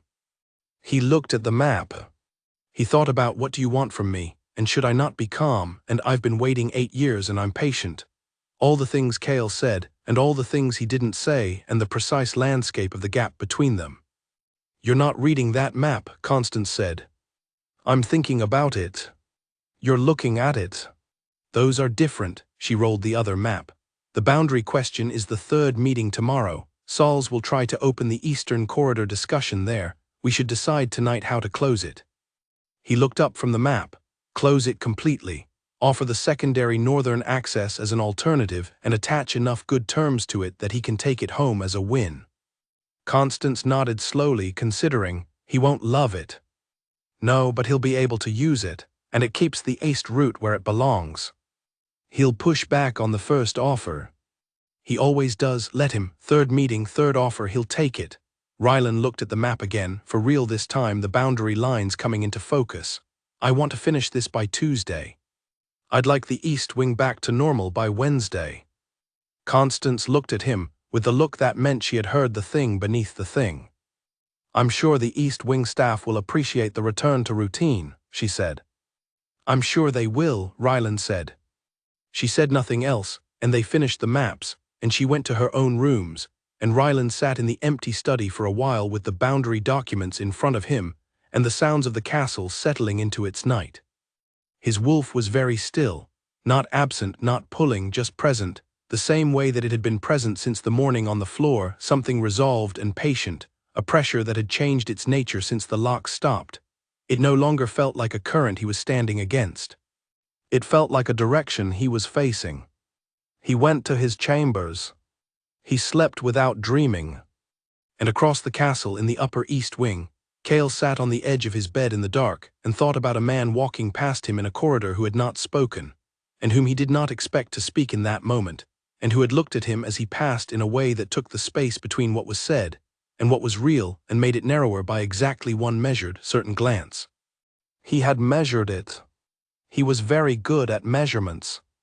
He lay down, he pulled the blanket up. At the foot of the bed, warm and large and unhurried, the wolf was already there.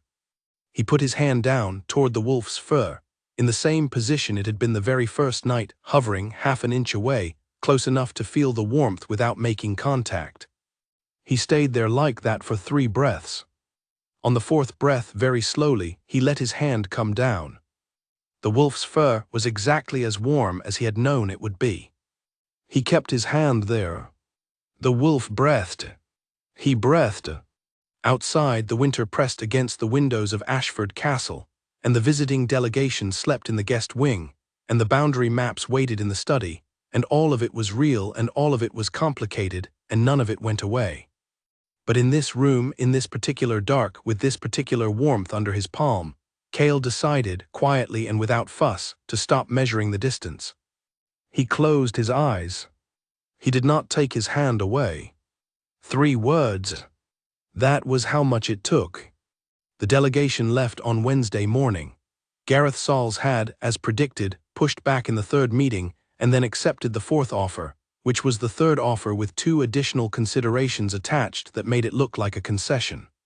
He left shaking hands with Rylan in the courtyard with the satisfied expression of a man who believed he had gotten more than he came for, and Rylan watched his horses diminish down the road with the relief of someone who had been holding a specific tension for 5 days and could now release it. He spent the rest of Wednesday on the boundary documentation and a meeting with the eastern settlements that had been delayed by the delegation's visit, and by the time he was done the castle was deep into its evening rhythms, and he was tired in the specific way that came from 5 days of performing precision, not empty exactly, not depleted, but with edges. He came to the upper east corridor at 9:30. He did not allow himself to think about whether this was a reasonable time to arrive or what he was going to say when he got there. He had been thinking about it for 5 days, in the spaces between water rights and boundary maps and the careful management of Gareth Sauls, and thinking had not helped. He was going to stop thinking and go. He knocked on the door. This was different. He had not knocked before. His wolf did not knock, because his wolf operated on a different understanding of invitation, and his morning appearances had been the wolf's work and his own late-arriving awareness. Knocking was the man arriving at the door as himself, without the wolf's certainty to walk inside of. He stood in the corridor. A moment passed. Then the door opened, and Cale was there in the gap, his jacket on over his sleeping shirt, his feet bare, his expression neither surprised nor unsurprised, just present, the face of someone who had been expecting this at some point, and had not known it would be tonight but had not been unprepared for it either. They looked at each other. "The delegation left," Cale said. "This morning." Cale stepped back from the door. He moved into the room and Rylan followed him, and the door swung shut behind them with the quiet certainty of a door that had always been going to close. The room was lit by the single candle on the table and the small glow of the heating stone. The bed was made. The boots were beside it, 2 boots standing side by side with the faint air of objects that knew their location. Cale sat in the chair near the window. Rylan stood near the door for a moment, and then he pulled the other chair, the one that had been used as a door brace in what felt like a long time ago, over to the opposite side of the table and sat in it. They were facing each other. The candle between them was very steady, no draft. "I need to tell you something about what the week looked like," Rylan said. "All right." Gareth Sauls noticed the East Wing staffing. "Constance told me." He asked about personalized arrangements in a way that meant he had either observed something or heard something. He paused. "I don't think he drew a complete conclusion. He doesn't have enough to work with, but he was looking." Cale was quiet.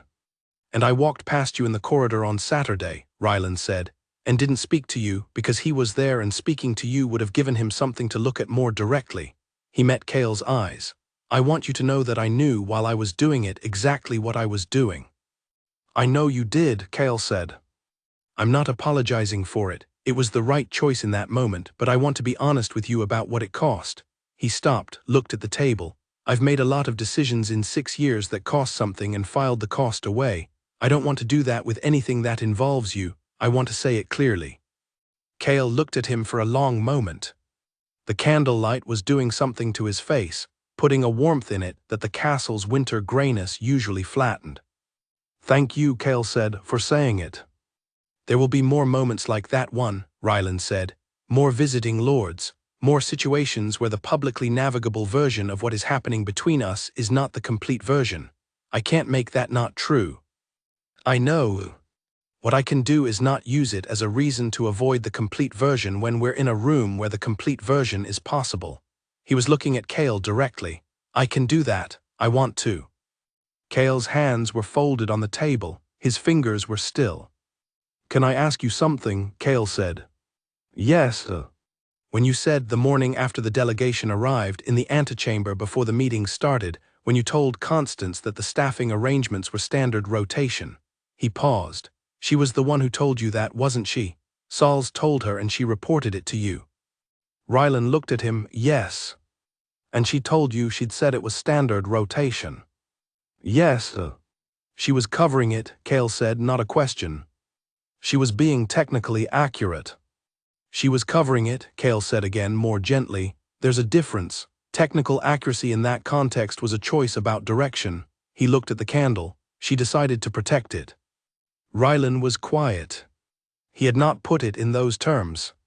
He had received Constance's report as information about what Gareth Sauls had noticed and what Constance had said, and had felt relief at the phrasing, and had moved on because the meeting had been starting. He had not stopped to consider what Constance had chosen to do and why. She doesn't know what this is, Rylan said. She knows enough, Cale said. She knows it matters. She was in this castle when your father was king. She's been watching the people in it for a long time. A pause. She asked you whether you'd thought it through. How did you know that? Cale looked at him. Because that's what Constance would do, and because you have a specific face when someone has asked you a question that you're still thinking about. Rylan stared at him. You told me not to go invisible, Cale said. I haven't. That includes paying attention to your face. Rylan felt something shift in him. Not destabilization, the opposite actually. The feeling of something clicking into place that had been misaligned for a long time, the kind of rightness that had no drama in it and needed none. She did ask me that, Rylan said. What did you tell her? That I'd thought it through more than anything in a long time. Cale looked at the table for a moment, his fingers unfolded slightly. That's a good answer, he said quietly. It's an honest one. Those are usually the same thing. The candle moved. Somewhere in the wall, the old stone settled with the sound it made in January, the deep click of something expanding or contracting in response to the cold. The castle was full of sounds like that in winter, the sounds of something very large adjusting itself to the season, accommodating change without drama. I want to tell you about the wolf, Rylan said. Cale looked at him. What it felt like the first time, what I understood when I followed the wolf memory back. He had not told anyone this. It lived in the part of his experience that had no external shape yet, the part that remained interior until someone made a space for it. I woke up on the floor of the antechamber, human, cold, with the memory of your room in my head, the warmth of it, not the temperature, the quality of it. The stillness that isn't emptiness, the way it felt like a place that had been inhabited with care for a long time, even though it was small and plain. He stopped. I realized I had been looking for that, not deliberately, not consciously, but the wolf had been looking for it every night, and I had been not sleeping next to a kind of absence where it should have been. Cale was very still.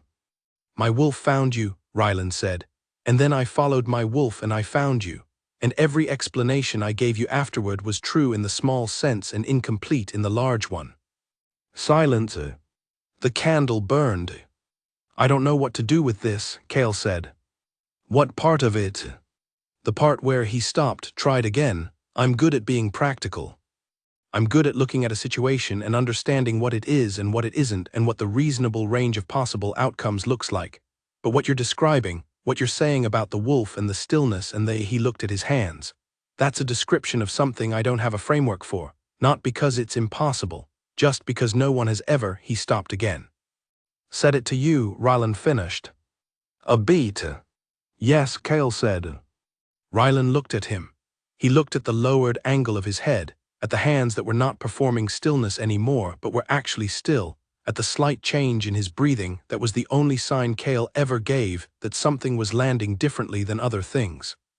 I don't need a framework for it, Rylan said. Neither do you. We don't have to know exactly what shape it is to know it's real. Cale's head came up. He looked at Rylan across the small table in the candlelight, and Rylan looked back at him. And it was the first time in all the doorways and ladders and cold corridors and mornings on floors that neither of them was navigating anything. No explanation to receive, no edict to pretend about, no delegation in the corridor requiring them to be separate things. Just the room, the candle, two people who had arrived at the same fact from different distances and were now simply standing next to it. I don't know what this becomes, Cale said. Neither do I, Rylan said. That's the first honest thing I've said in a room with another person in a very long time. Something happened in Cale's expression. It was not the near smile of before. It was something quieter and larger than that, something that had more of his face in it. Rylan, he said. Not your majesty, not the careful two-word distance that the structure of the castle had built between them. Just the name. Ryland felt it go through him like the first chord of something, a sound that meant a piece of music was beginning. "Yes," he said. "That." And Cale looked at him, just looked at him, for 3 full seconds, with those dark, direct eyes that never looked away, and that Ryland had been looking for every day in every room since the first morning on a cold floor with wolf memory warm in his chest. 3 words had been all it took. Not "I need you," or "I choose you," or any of the large architecture of declarations. Just his name, said plainly, meaning, "You are a person and I see that and I am not going to pretend otherwise." 3 words. They sat together until the candle burned lower, and they talked, not about the delegation or the boundary maps or the careful structure of what was possible and what was not, but about smaller things, the things that people talked about when they were simply being people at the same small table. Cale told him about the water stain on his old ceiling that looked like a running rabbit. Ryland told him about the first pack council he had run at 22, 2 years into kingship, and the specific way the senior wolves had looked at him across the table that had made him understand he needed to become someone they could not afford to underestimate. Cale was a good listener. Not in the careful, attentive way that people were good listeners when they were being professional about it, in the way of someone who was actually interested, who tracked a sentence all the way to its end, who asked the one question that was the right question. Ryland had not talked like this in years.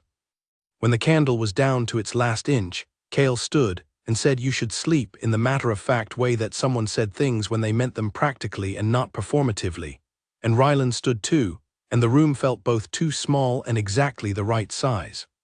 He went to the door. He stopped. "The wolf will come anyway," he said. "I know," Cale said. "I'll be human sometimes." I noticed. There was something in his voice that was quiet and amused and real all at once. The blankets that Owen had sent were a good gesture, for the floor. Ryland remembered giving Owen that instruction. He had felt slightly embarrassed about it in the administrative way, the way you felt when you issued instructions that were too specific to be meaningless. They helped. "Yes," a pause, "Ryland." He looked at him. "Thank you for knocking," Cale said. Ryland stood in the doorway. He had been Alpha King for 6 years.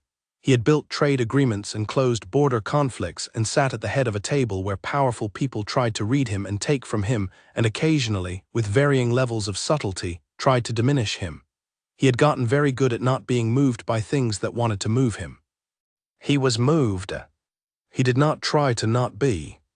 "Good night," he said. "Good night," Cale said.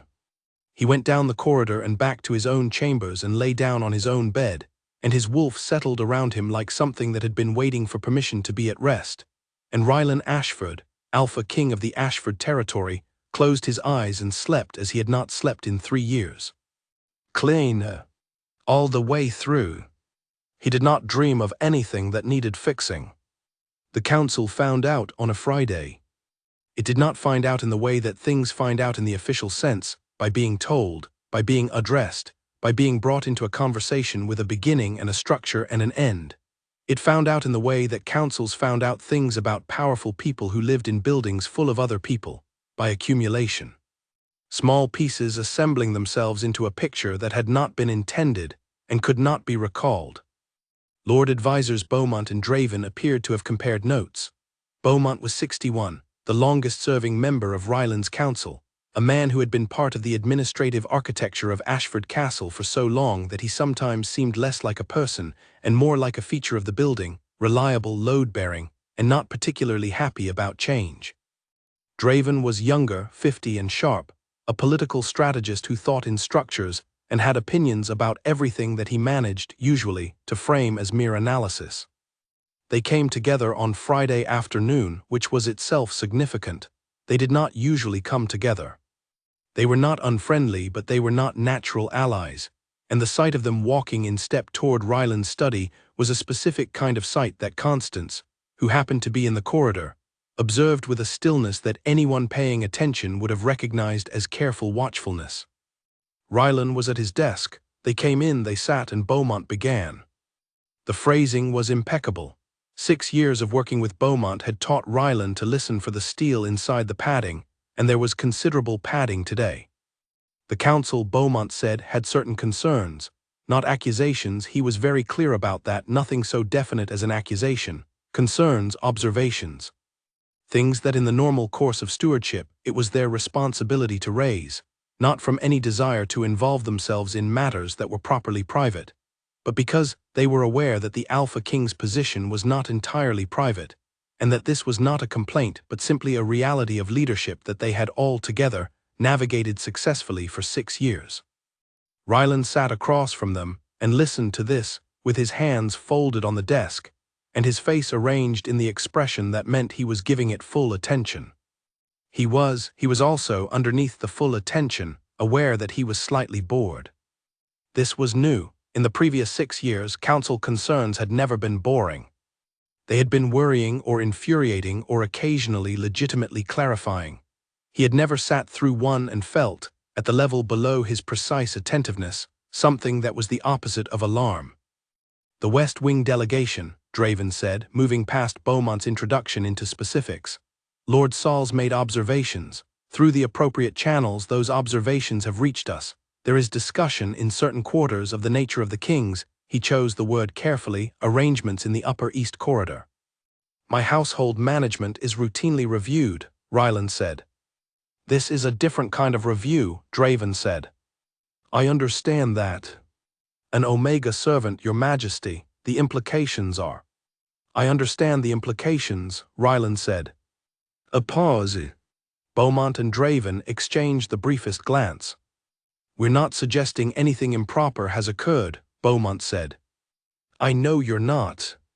We're concerned about perception, about the leverage this might give to other packs if it becomes known in a context that allows for misinterpretation. Ryland looked at him.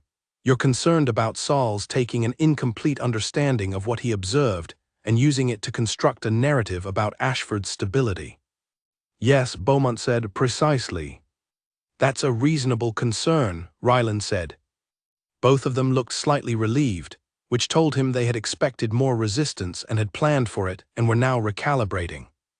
It's a reasonable concern, Ryland continued, and it's also not the concern you're actually here with. You've been here 12 minutes. I know both of you. You would have raised Sauls's potential leverage in the first 3 minutes if that were the primary issue. The real concern is different.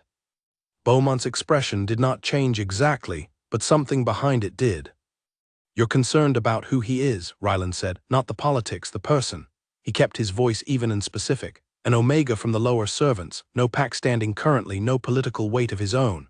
And the question you've come here with, the one you've been working around for the past 10 minutes is this a situation that the king has considered properly? Has he thought about what it means? Has he, in your estimation, weighed everything? Silence. You want to know if I've lost my judgment, Ryland said. That is not, Draven started.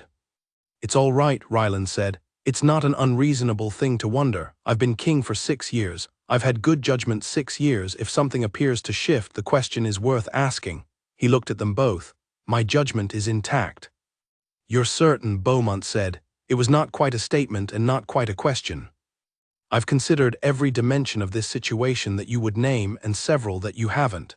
He kept his hands still on the desk. I'm not going to list them for you, because I don't believe that the council's function includes the ability to veto how the king orders his private life. That is not in the charter, and we both know it. Draven said carefully, it never comes up in the charter because historically kings in this territory have ordered their private lives in ways that didn't require council notation, Ryland said. I know the history, I've read it. He paused. This situation is not in the charter because the charter did not anticipate it. That is not the same thing as the charter prohibiting it. Another pause. The structural concerns, Beaumont said, setting aside his previous point with the efficiency of a man who knows when a position won't hold. Status difference, the pack's expectation of. I'm aware of the pack's expectations, Ryland said. They run deep. Most expectations that need to change do. The room was quiet. Outside the window, the February afternoon was pressing its grey weight against the glass. From somewhere in the castle, distant and ordinary, came the sound of someone carrying something through a corridor, footsteps with a particular rhythm, not quite hurried, not quite unhurried. Ryland did not let himself identify who it might be. He kept his attention on the two men in front of him. Beaumont was looking at the desk. He was 61 and had been in this building for most of his adult life, and he was not a bad man. Rylan had always known this. He was a man who understood structures very well and loved them perhaps more than was strictly healthy, who found security in the established order of things, and who genuinely believed that the established order protected people, which it sometimes did.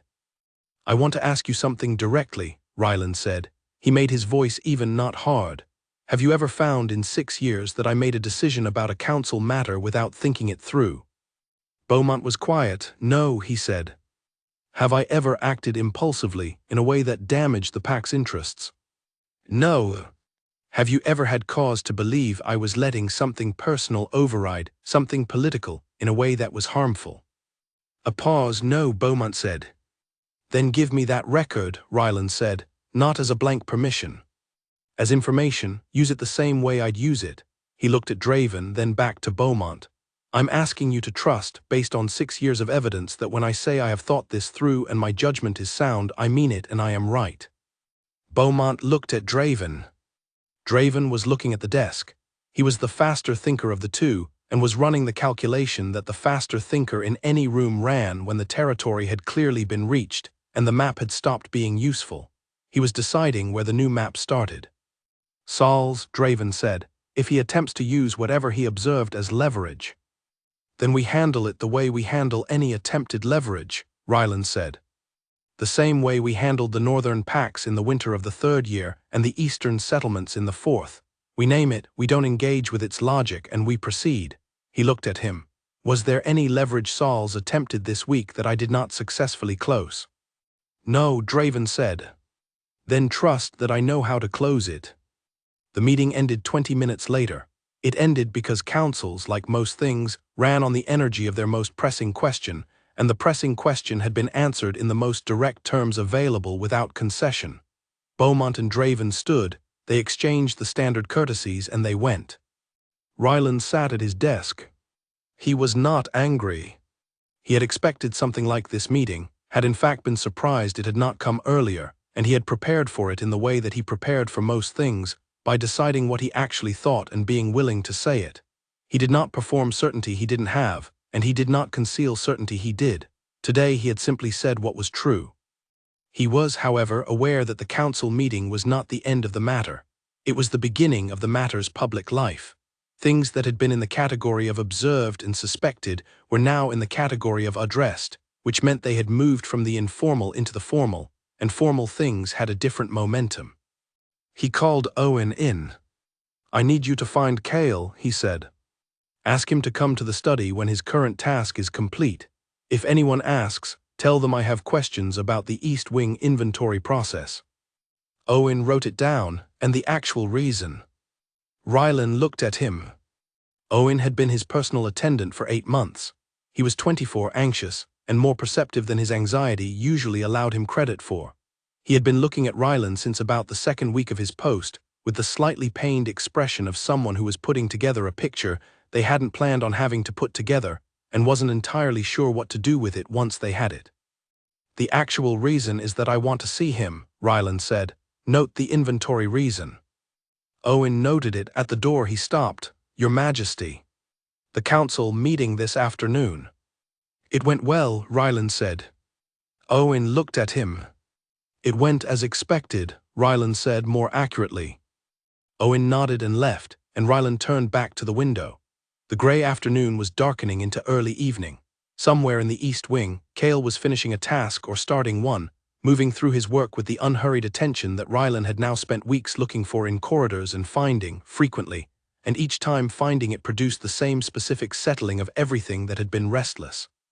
He wanted Cale to know about the council meeting, not the formal record of it but the truth of it, what was said, and what he had said back, and the fact that he had not retreated from any of it. That the council had been in this room, and he had spoken about Cale, not by name but clearly, and had not qualified or diminished or hedged any of it into something smaller than it was. He also wanted to see him because it was evening, and because the day had had a particular quality to it that was best ended by Cale's specific presence, by the precision of him and the honesty of him, and the thing his face did sometimes in candlelight, when he was letting himself simply be in a room without managing anything. He wanted to see him because he had been wanting to see him for weeks and was now done pretending he wasn't. Cale arrived 40 minutes later. He appeared in the doorway and looked at the room, the desk, the window, Rylan, with his usual quick, complete attention. Owen said inventory, he said. I told Owen to say inventory, Rylan said. Cale came in. He did not sit immediately. He stood near the desk with his hands loose at his sides, which was his version of at ease, the version that was not relaxed exactly but was the stillness that came after all the day's work was done. The council met with you today, Cale said. How did you know? I saw Beaumont and Draven in the corridor before I was called up. Together, they don't usually walk in step. A pause. Gareth Sauls said something to them. Yes, about the East Wing. Yes, Cale was quiet for a moment. His face was doing the reading A-list thing, and underneath it, very faint, something else, something that was not anxiety but was in the same terrain, the specific attention of a person who has spent a long time knowing that when powerful people discuss them, the results are not usually in their favor. What did they say? Cale said, not a question, an invitation for him to be honest. Rylan told him, not all of it, not the exact wording but the substance of it, the concerns, the structure of the argument, what he had said back. He said it in the same plain way he said everything now in this room, without architecture around it. Cale listened. His expression did not change through most of it. When Rylan got to the part about 6 years of record and asking them to trust it, something moved in his face briefly, not readable, not available for reading but present. You didn't qualify it, Cale said. No. You could have given them something smaller and easier. Yes. Why didn't you? Rylan looked at him, because it isn't smaller and easier isn't what I'm trying to build. He paused. I told you I was done with explanations that aren't complete. That includes explanations to the council. Cale sat down in the chair across from the desk. He sat with his hands on his knees and looked at the wood of the desk surface for a moment and then looked up. I want to tell you something, Cale said. Tell me. I am not, he stopped, chose again. I didn't come to this castle with ambitions. I didn't come here hoping to be found by anyone. I came here because there was nowhere else to go and the work was available and I made myself into someone who could do it without needing anything from it. He met Rylan's eyes. I don't know how to want things. I've had years of practice at not wanting things because wanting things when you're in a position where most things are not available to you is a very specific kind of cruelty you do to yourself. Rylan said nothing. He let the words be in the room completely. And now there is this, Cale said. And I don't have a map for it, and I don't think maps are available. And he stopped a third time, and this stop was different. This one was not about choosing words, it was about letting something be true out loud. I want this, he said. I want the wolf at the foot of the bed, and the cold floor, and the terrible tea I make, and you in the doorway not giving me a complete explanation because you didn't know how yet. He looked directly at Rylan. I'm telling you because you've been honest with me, and I think you should have this. Rylan sat very still. The study was quiet around them. Old stone and old books and the weight of an institution that had been running for a long time and would run for a long time after both of them, and inside it 2 people in a room, managing the specific difficulty of telling each other true things. I know, Rylan said. You know. I know you want it, I knew before you said it. You told me by staying, by not requesting a reassignment to a different corridor, by leaving space at the foot of the bed. He paused. By letting your hand down. Cale stared at him. I felt it, Rylan said quietly. The night you did it. I felt it through the wolf, and then I felt it as myself, and they weren't different feelings. A beat passed. You should have said something, Cale said. I know I'm saying it now. Rylan stood. He came around the desk and sat on the edge of it, closer, not far. I'm going to say it every time I should have said it and didn't. That's the only way I know how to fix the gap. Cale looked up at him from the chair. At this angle, at this distance, Rylan could see the faint tension in his jaw that was not hardness, but was what Cale did instead of showing that something had landed, the small physical management of an emotion too large for the frameworks he had built. Don't manage it, Rylan said. Cale blinked. Whatever that is, Rylan said, the thing you're keeping behind your face, I can see you keeping it. Don't. 3 seconds. Cale's jaw unclenched. His face did something that Rylan had not seen before, not the almost smile of the latter, not the quiet, controlled expression of corridors. Something that was just his face fully, without the management running underneath it. Open in the way that things were open when they had been closed for a very long time, and someone finally got the direction right. Rylan sat on the edge of the desk and looked at it and felt, at the center of himself, the solid and specific rightness of something that his wolf had known from the first night it had ever found a warm room in an east corridor and understood, with the certainty that animals have for things that matter, that this was where it was supposed to be. "The council won't be the last obstacle," Cale said after a moment. "No. You know that." "Yes. And you're not," he searched. "You're not treating this as a thing you'll accommodate until it becomes inconvenient." "No," Rylan said. "I'm treating this as a thing I intend to keep." The word was quiet and steady and took up exactly the space it needed. Cale heard it. Rylan could tell by the way the breath he had been holding came out slowly and evenly, like something finally allowed to move. Outside, the evening had finished settling into night. The candles in the wall brackets had been lit by someone at some point during the conversation, and the room was warm in the way that rooms were warm when they were occupied by people who were not thinking about the temperature. "I have early work tomorrow," Cale said. "I know." He stood up from the chair and was at eye level again, and in the small space of the study that was not a large space and was not a long distance. Rylan looked at him and Cale looked back. "Good night," Cale said. "Good night," Rylan said. He did not say anything else, and Cale did not say anything else, and it was only after Cale had left and his footsteps had gone down the corridor, and the study was empty and quiet, that Rylan understood that the space left by his absence had a specific shape. He would know it from now on. He would always know when it was empty. He knocked. He stood in the upper east corridor at the end of a Thursday that had required a great deal of him and had received it without acknowledgement, which was fine, which was how it always worked, and he stood at the door with his knuckles against the wood, and he knocked twice, and then he stood there with his hands at his sides and he waited. Not as the wolf. Not because the wolf had gone somewhere first, and he had followed the wolf memory back to find himself already present. Not as an instinct or as a warmth or as any of the explanations he had offered in doorways over the past weeks, with the conscious incompleteness of a man who kept building a room and leaving out a wall. As himself, as Rylan.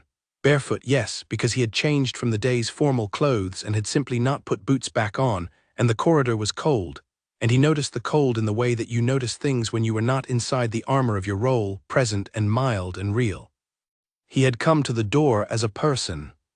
This was the specific thing. He was standing at this door as someone who wanted to be here, who had decided to be here, who had no other language for the decision besides that it was what he wanted to do more than he wanted to do anything else that was available to him in the castle at this hour. Not the wolf's pull, not the exhaustion of the day looking for the specific quality of rest that existed only in one place. Both of those things were also true, but they were not the sentence. The sentence was, he was standing at this door because he was choosing to. The door opened. Cale was in it the way Cale was always in doorways, not filling them dramatically, not making a performance of the threshold, just standing there, present and real in his gray jacket and his plain shirt and his bare feet that mirrored Rylan's cold feet in the cold corridor, both of them meeting the stone the same way. He looked at Rylan.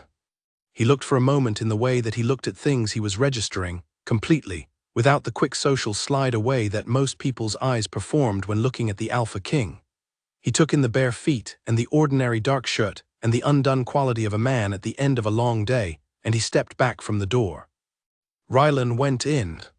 The door swung closed behind him, and Cale moved to the table and lit the second candle, the one he had only recently acquired, at Rylan's indirect suggestion, because a single candle in a room where two people were present was strictly adequate but not quite enough, and the room doubled its light and became something warmer than it had been, which Rylan felt in his shoulders first, the way warmth always arrived when you had been outside the warmth long enough to feel the difference. He sat in the chair, Cale sat in the other one. "What happened today?" Cale said. Not a question, the tone of someone who was looking at a face and reading the specific accumulation of the day's weight in it. Rylan had spent 6 years developing the ability to not show that accumulation. He was aware that it had stopped working with Kale sometime around the second or third week, which was also approximately when he had stopped trying. The Eastern Settlement dispute came to a second resolution, Ryland said, which means the first resolution was wrong, which I knew, which I had to spend the last 3 weeks not saying directly in order to let the parties arrive at the second resolution without feeling they had been misled the first time. He looked at the table. It's fine. It's done. It's the kind of governance that works and also costs something to execute.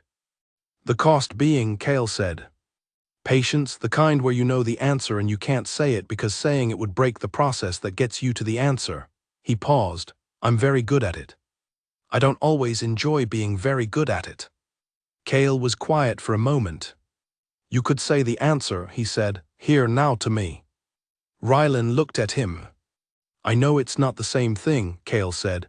I can't act on it or use it to resolve anything, but it's not the same as not having said it. Something about this, the specific offer in it, the understanding that saying things had a function separate from their consequences, sat differently than most things sat. He thought about 6 years of holding the answer and the particular cost of that, the way it accumulated inside you until it became a kind of weight that you stopped noticing because noticing it didn't help. He said the answer, the actual one, the one he had known for 6 weeks and navigated around with enormous care and the kind of precision that left you feeling scraped clean at the end of a day. He said it fully, without the navigation around it. Kale listened. He did not move. He held the room around the answer. When Ryland finished, Kale said, that's a much better answer. Yes, Ryland said. You were right from the beginning. Yes. Did it help saying it? Ryland thought about it. Yes, he said, more than I expected. Kale looked at the candles for a moment. I didn't think it would, he said, as if admitting something. I thought it was a thing I said that might be useful but was mostly just something I wanted to offer. But it actually works. Why did you think it wouldn't? Because the gap between the knowing and the fixing is usually so large that saying the knowing out loud doesn't bridge it, it just names it. He paused. But you're not a person who doesn't know what to do, you just can't do it yet. That's different. In that case, saying it does help. Ryland looked at him. Kale noticed. What? You've been thinking about how I work, Ryland said, for some time. Yes, Kale said without apology. What else have you worked out? Kale was quiet for a moment, in the way that meant he was deciding how much of the honest answer to give. He had told Ryland once that his honesty was a rule, and Ryland had come to understand this as meaning that dishonesty was not available to him as a comfortable option. It sat wrong, it produced a specific friction that he chose not to live with, but the rule did not mean he said everything. It meant that when he said things, they were true. You're tired in a different way than you were when you first came to the corridor, Kale said. At the beginning you were tired in the way that people are tired when they've been managing everything alone for a long time, a specific kind of tired that has become normal, that kind. He looked at Ryland. You're still tired in the evenings from the days, but the other kind is less. Ryland said nothing. I noticed it before you did, probably, Kale said. Probably, Ryland said. You sleep better now. I do. Is that the wolf or you? Both, Ryland said. Neither is separable from the other in this. When the wolf is settled, I'm settled. When I'm settled, the wolf is. We've been trying to be settled for a long time. He looked at the candle. We keep finding it here. The room held this for a moment. Outside the window, the February night was fully settled, no sound from the courtyard, the late hour covering everything in the specific silence of a castle at rest. The candles burned steadily, no draft reached them. Kale, Ryland said. Yes, I want to tell you something, not about the council or the boundary maps or anything that belongs to the day. He paused. He looked at his hands on the table.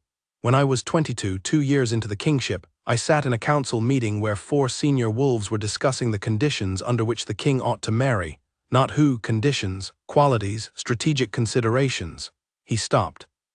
I sat at the head of the table and I listened to them frame the question as if I were a function and not a person, and I remember thinking, very clearly, in the specific way you remember things that are too cold to be comfortable, that this was going to be the shape of things. That being king meant being a function first, that the person part was a secondary thing to be managed. He looked up. Kale was watching him with perfect, still attention. I made my peace with it, Ryland said, over time. I made the person a secondary thing, and I got very good at running the function, and I told myself that this was simply the nature of the life. He paused. And then my wolf started going to a room in the east corridor of this castle, and I followed it, and I found a person who looked at me as though the function were a garment I had on and was not the thing underneath. Cale's hands, folded on the table, tightened slightly. I had forgotten, Ryland said, that there was a thing underneath. The silence that followed was not empty. I remembered, Cale said. What? The thing underneath. He looked at the table. The first time your wolf came, I lay awake after and I thought about who it was, what it was, and I said to myself very practically, this is the king's wolf. This is enormous, this is complicated. And then my wolf said, not in words, wolves don't have words, but the feeling that wolves have, that is its own language. My wolf said, yes, and the rest is navigation. Ryland stared at him. You have a wolf, he said. Yes, Cale said. He said it simply, without emphasis, the way you said things that were simply true. You've never...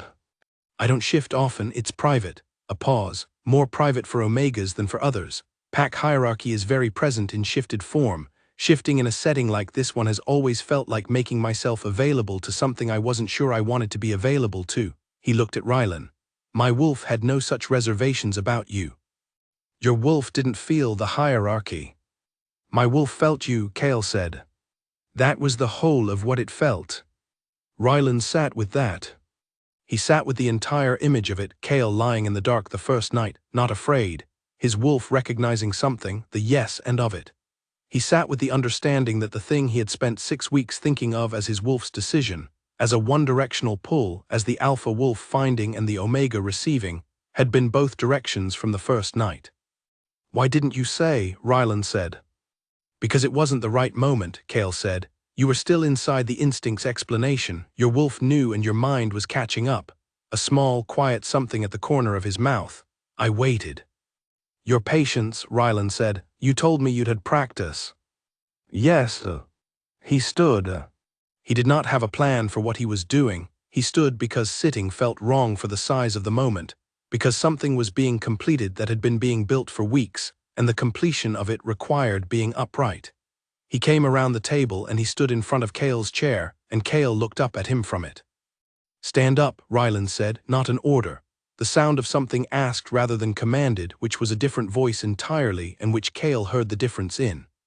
He stood. They were close. The same distance they had been in the study, the distance where the other person's face was completely visible, where the small movements of expression could be read without effort. Ryland put his hand up. He put it against the side of Cale's face. Not dramatically, not with force, just held it there, palm warm on jaw, a contact that was its own sentence. Cale did not move away. He went still, very still, in the particular way he went still that was not the absence of feeling but the fullness of it, too much to move in, presence rather than freeze. You've been waiting, Ryland said. Yes. You've been waiting since the first night. Yes. And your wolf knew.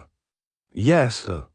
Ryland looked at him, looked at the face that had been looking at him from ladders and doorways and cold floors and candlelit tables, that had been giving him honest answers when no one else was willing to offer honest ones, that had been staying present and clear and unmovable in the specific way of things that have decided to hold their ground. I know what you want, Ryland said. You told me I want the same thing. I know, Cale said. And I want you to know that I'm not going to move the way things have been moving, Ryland said. The half steps and the careful management and the incremental. I don't want to build this in increments anymore. Something in Cale's face changed, not breaking, opening. The difference between something under pressure releasing and something protected becoming, for the first time, undefended.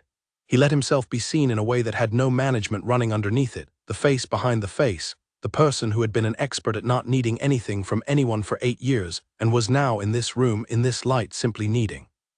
Ryland's thumb traced one line, very light, along Cale's jaw. Cale's eyes closed.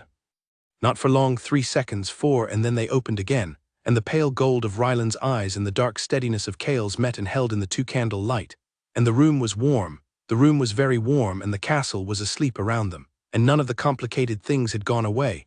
The council, the pack structure, the weight of status and history and all the architecture of the world they lived in, none of it had dissolved. But it was at a distance right now. It was not in this room. Cale raised his hand and put it over Ryland's, the one still at his jaw, and held it there. His hand was cool from the corridor, and Ryland's was warm from the room, and they were both there, both present, both holding. Ryland, Cale said. Yes, Don't say you're done with half steps and then give me a half step. Ryland laughed. It came out before he could manage it, a short, real sound that had nothing performed about it, and Cale looked at him with something that was not quite a smile and was also not one. And the room, the particular room, the room that had been a nobody's room at the end of a corridor that went nowhere, was full of a quality of warmth that had nothing to do with the heating stone. You're right, Ryland said. I usually am, Cale said, about the things I say. Ryland looked at him. Are you nervous? Cale said. No, Ryland said. And then, honestly, yes. Cale's hand tightened slightly over his. Good, he said. So am I. It means we're both actually here. We're both actually here, Ryland said. Yes, Cale said. And then neither of them said anything else, because neither of them needed to, because the room was warm and the candles were steady, and the long, careful distance between a cold floor at dawn and a hand held in the two-candle dark had finally, completely been crossed. He stayed. He did not shift. He did not go back to his chambers. He sat on the floor at the foot of the bed, not the wolf's position, his own position, with the good blanket that Owen had brought and the wall at his back and his eyes on the ceiling. And he listened to Cale breathe in the dark, and he counted his own heartbeats and found them even, and the castle settled around them with its night sounds, and the February cold pressed against the window and was not in the room. Cale, from the bed, the floor can't be comfortable. The floor is fine. A pause, Ryland. Yes, the bed is bigger than it looks. He looked up at the ceiling. The water stain was there, the one Cale had told him about. He could just make it out in the dark. It did not look like a rabbit from this angle. From this angle it looked like something running toward something. I know, he said. You don't have to stay on the floor. I know, he said again. The pause after this was different from other pauses. It had the quality of a question having been asked very simply, without ceremony, and the answer being known but requiring a moment to step into. He stood up, he crossed the room, he sat on the edge of the bed. Cale moved over without a word, making room with the same matter-of-fact practicality that characterized everything he did. No performance, no significance attached beyond the significance of the thing itself. Ryland lay down.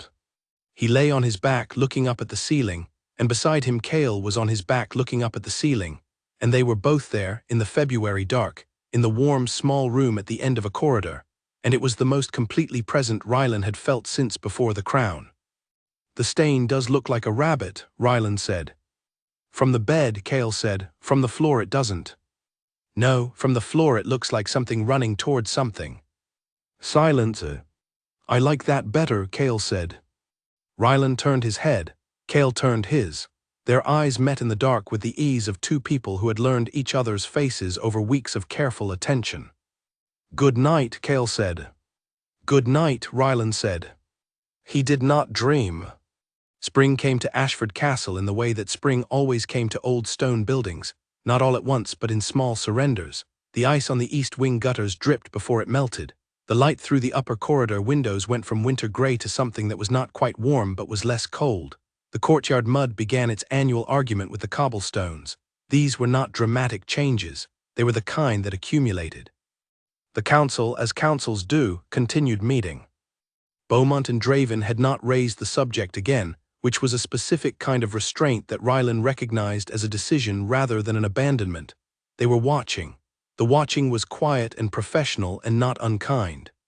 He did not imagine this meant the question had been resolved in their minds. He knew it had not.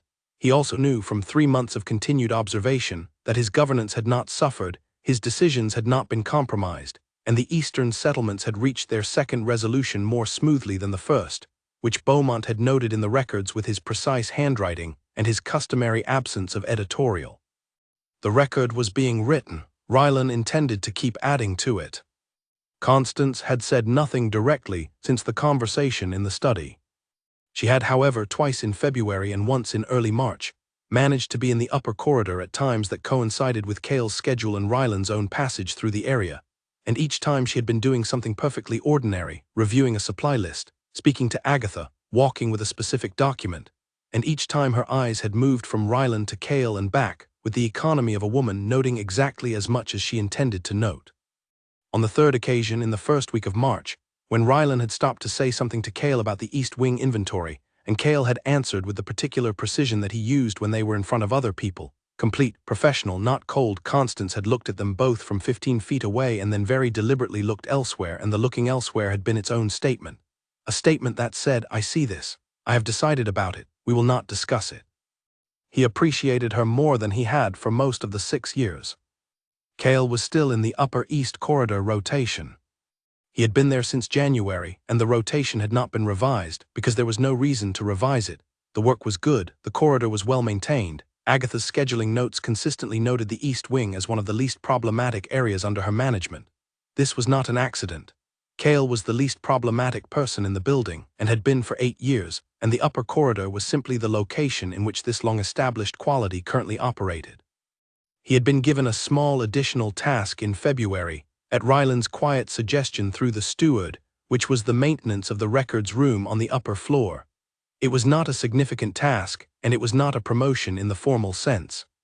It was a room full of old documents that needed organized and recatalogued, and no one had been assigned to do it properly for several years. The steward had been glad to have it done. Cale had taken to it with the methodical engagement of someone who liked organized systems, and found it straightforwardly satisfying to bring order to a room full of things that needed it.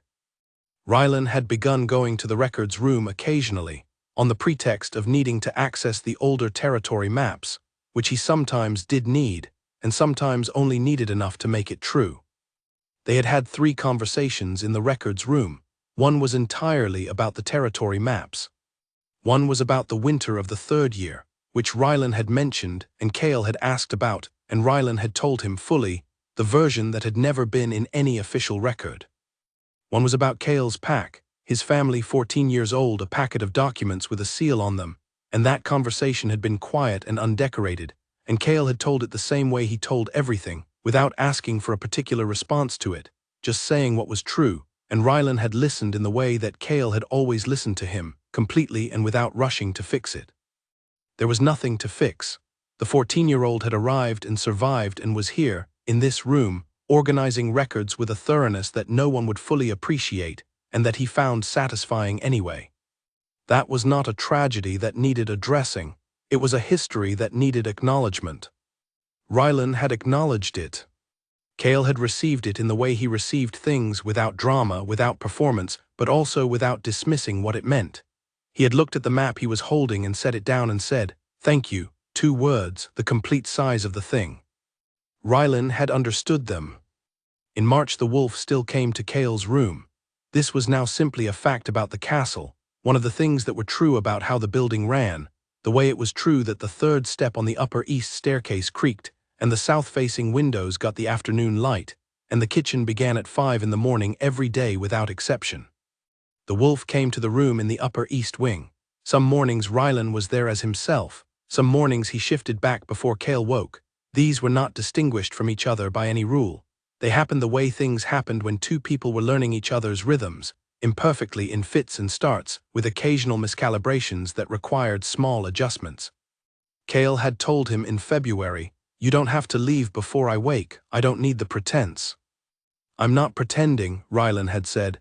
"I shift when the shift happens, it's not always controlled." "I know," Cale had said.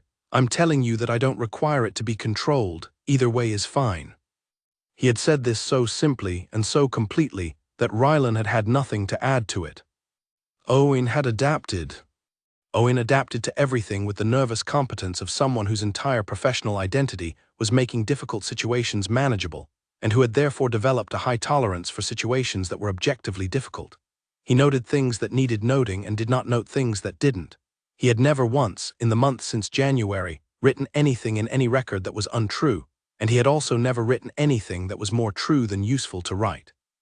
This was, Ryland thought, an excellent calibration. Harold had repaired the antechamber wall. He had done it without comment and without any indication that the crack had been particularly notable or that its cause had been anything other than the normal settlement of old stone.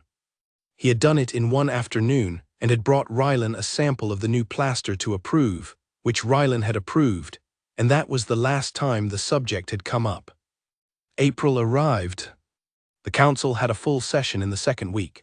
Territory finances, spring trade projections, an update from the northern settlements about the grazing agreements, and a new matter about a road that needed resurfacing between the eastern boundary and the main market town. These were ordinary things. Good things in the sense that governing was good when it was mostly concerned with roads and grazing rather than with crises.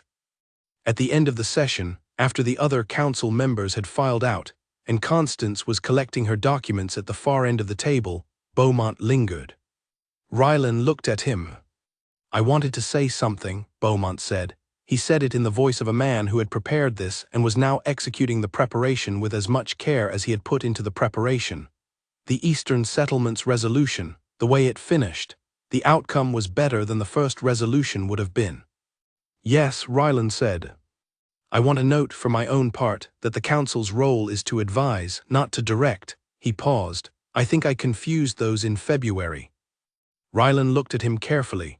Beaumont was 61 and had been doing this work his entire adult life, and he was not a man who found it easy to say things like this. He was saying it in the specific, careful way that cost something. "I appreciate that," Rylan said. "And the concern in February was not wrong. It was within your function." "The execution may have been slightly overextended," Beaumont said. "Slightly," Rylan agreed. Something moved in Beaumont's face that was almost humor. "The road in the eastern corridor will need resurfacing before the autumn rains." "Yes," Rylan said. "I'll put together the maintenance estimate." He gathered his documents. He was almost to the door when he stopped, with his back still to the room, in the particular posture of someone who had decided to say a final thing and was doing the last seconds of deciding. "He's competent," Beaumont said. "Not an accusation, not quite approval, something more like a fact I am choosing to extend to you. The records room.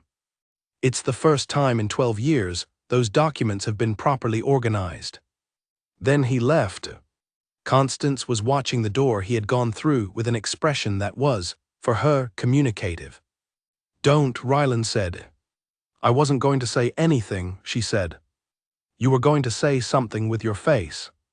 "My face was saying nothing." "Your face was saying quite a lot." She permitted herself the smile that she usually kept contained. "The road estimate will be reasonable. He does good work on logistics." "I know he does. So does the East Wing." She left without waiting for a response, which was Constance's version of having the last word. Rylan sat at the empty council table.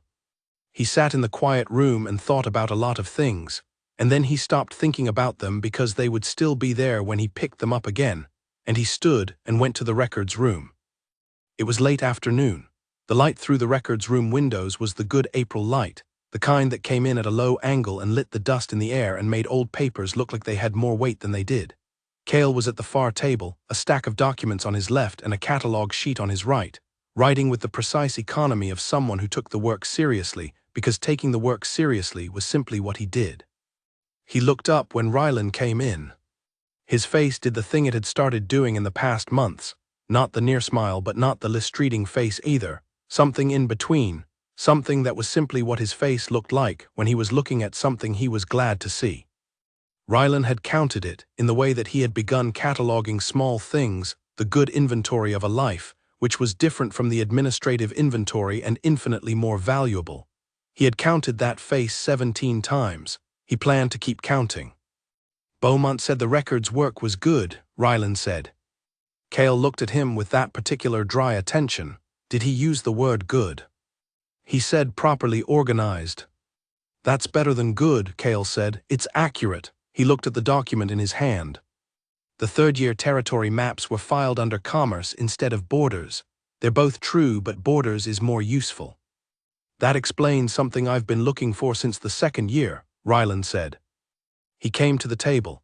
He sat in the chair across from the one Cale was using, which was his usual chair in this room, the one that had become usual over the past 2 months of occasional afternoons. He put his elbows on the table. He was not performing anything. He was simply in the room with Cale in the April light, and he was exactly where he intended to be. The council was fine today, Ryland said. Cale set the document down. He looked at Ryland. What happened? He told him Beaumont's words at the end, Constance's face. He told it in the plain way he had learned to tell things in this room, without the management that had been applied to his speech for 6 years.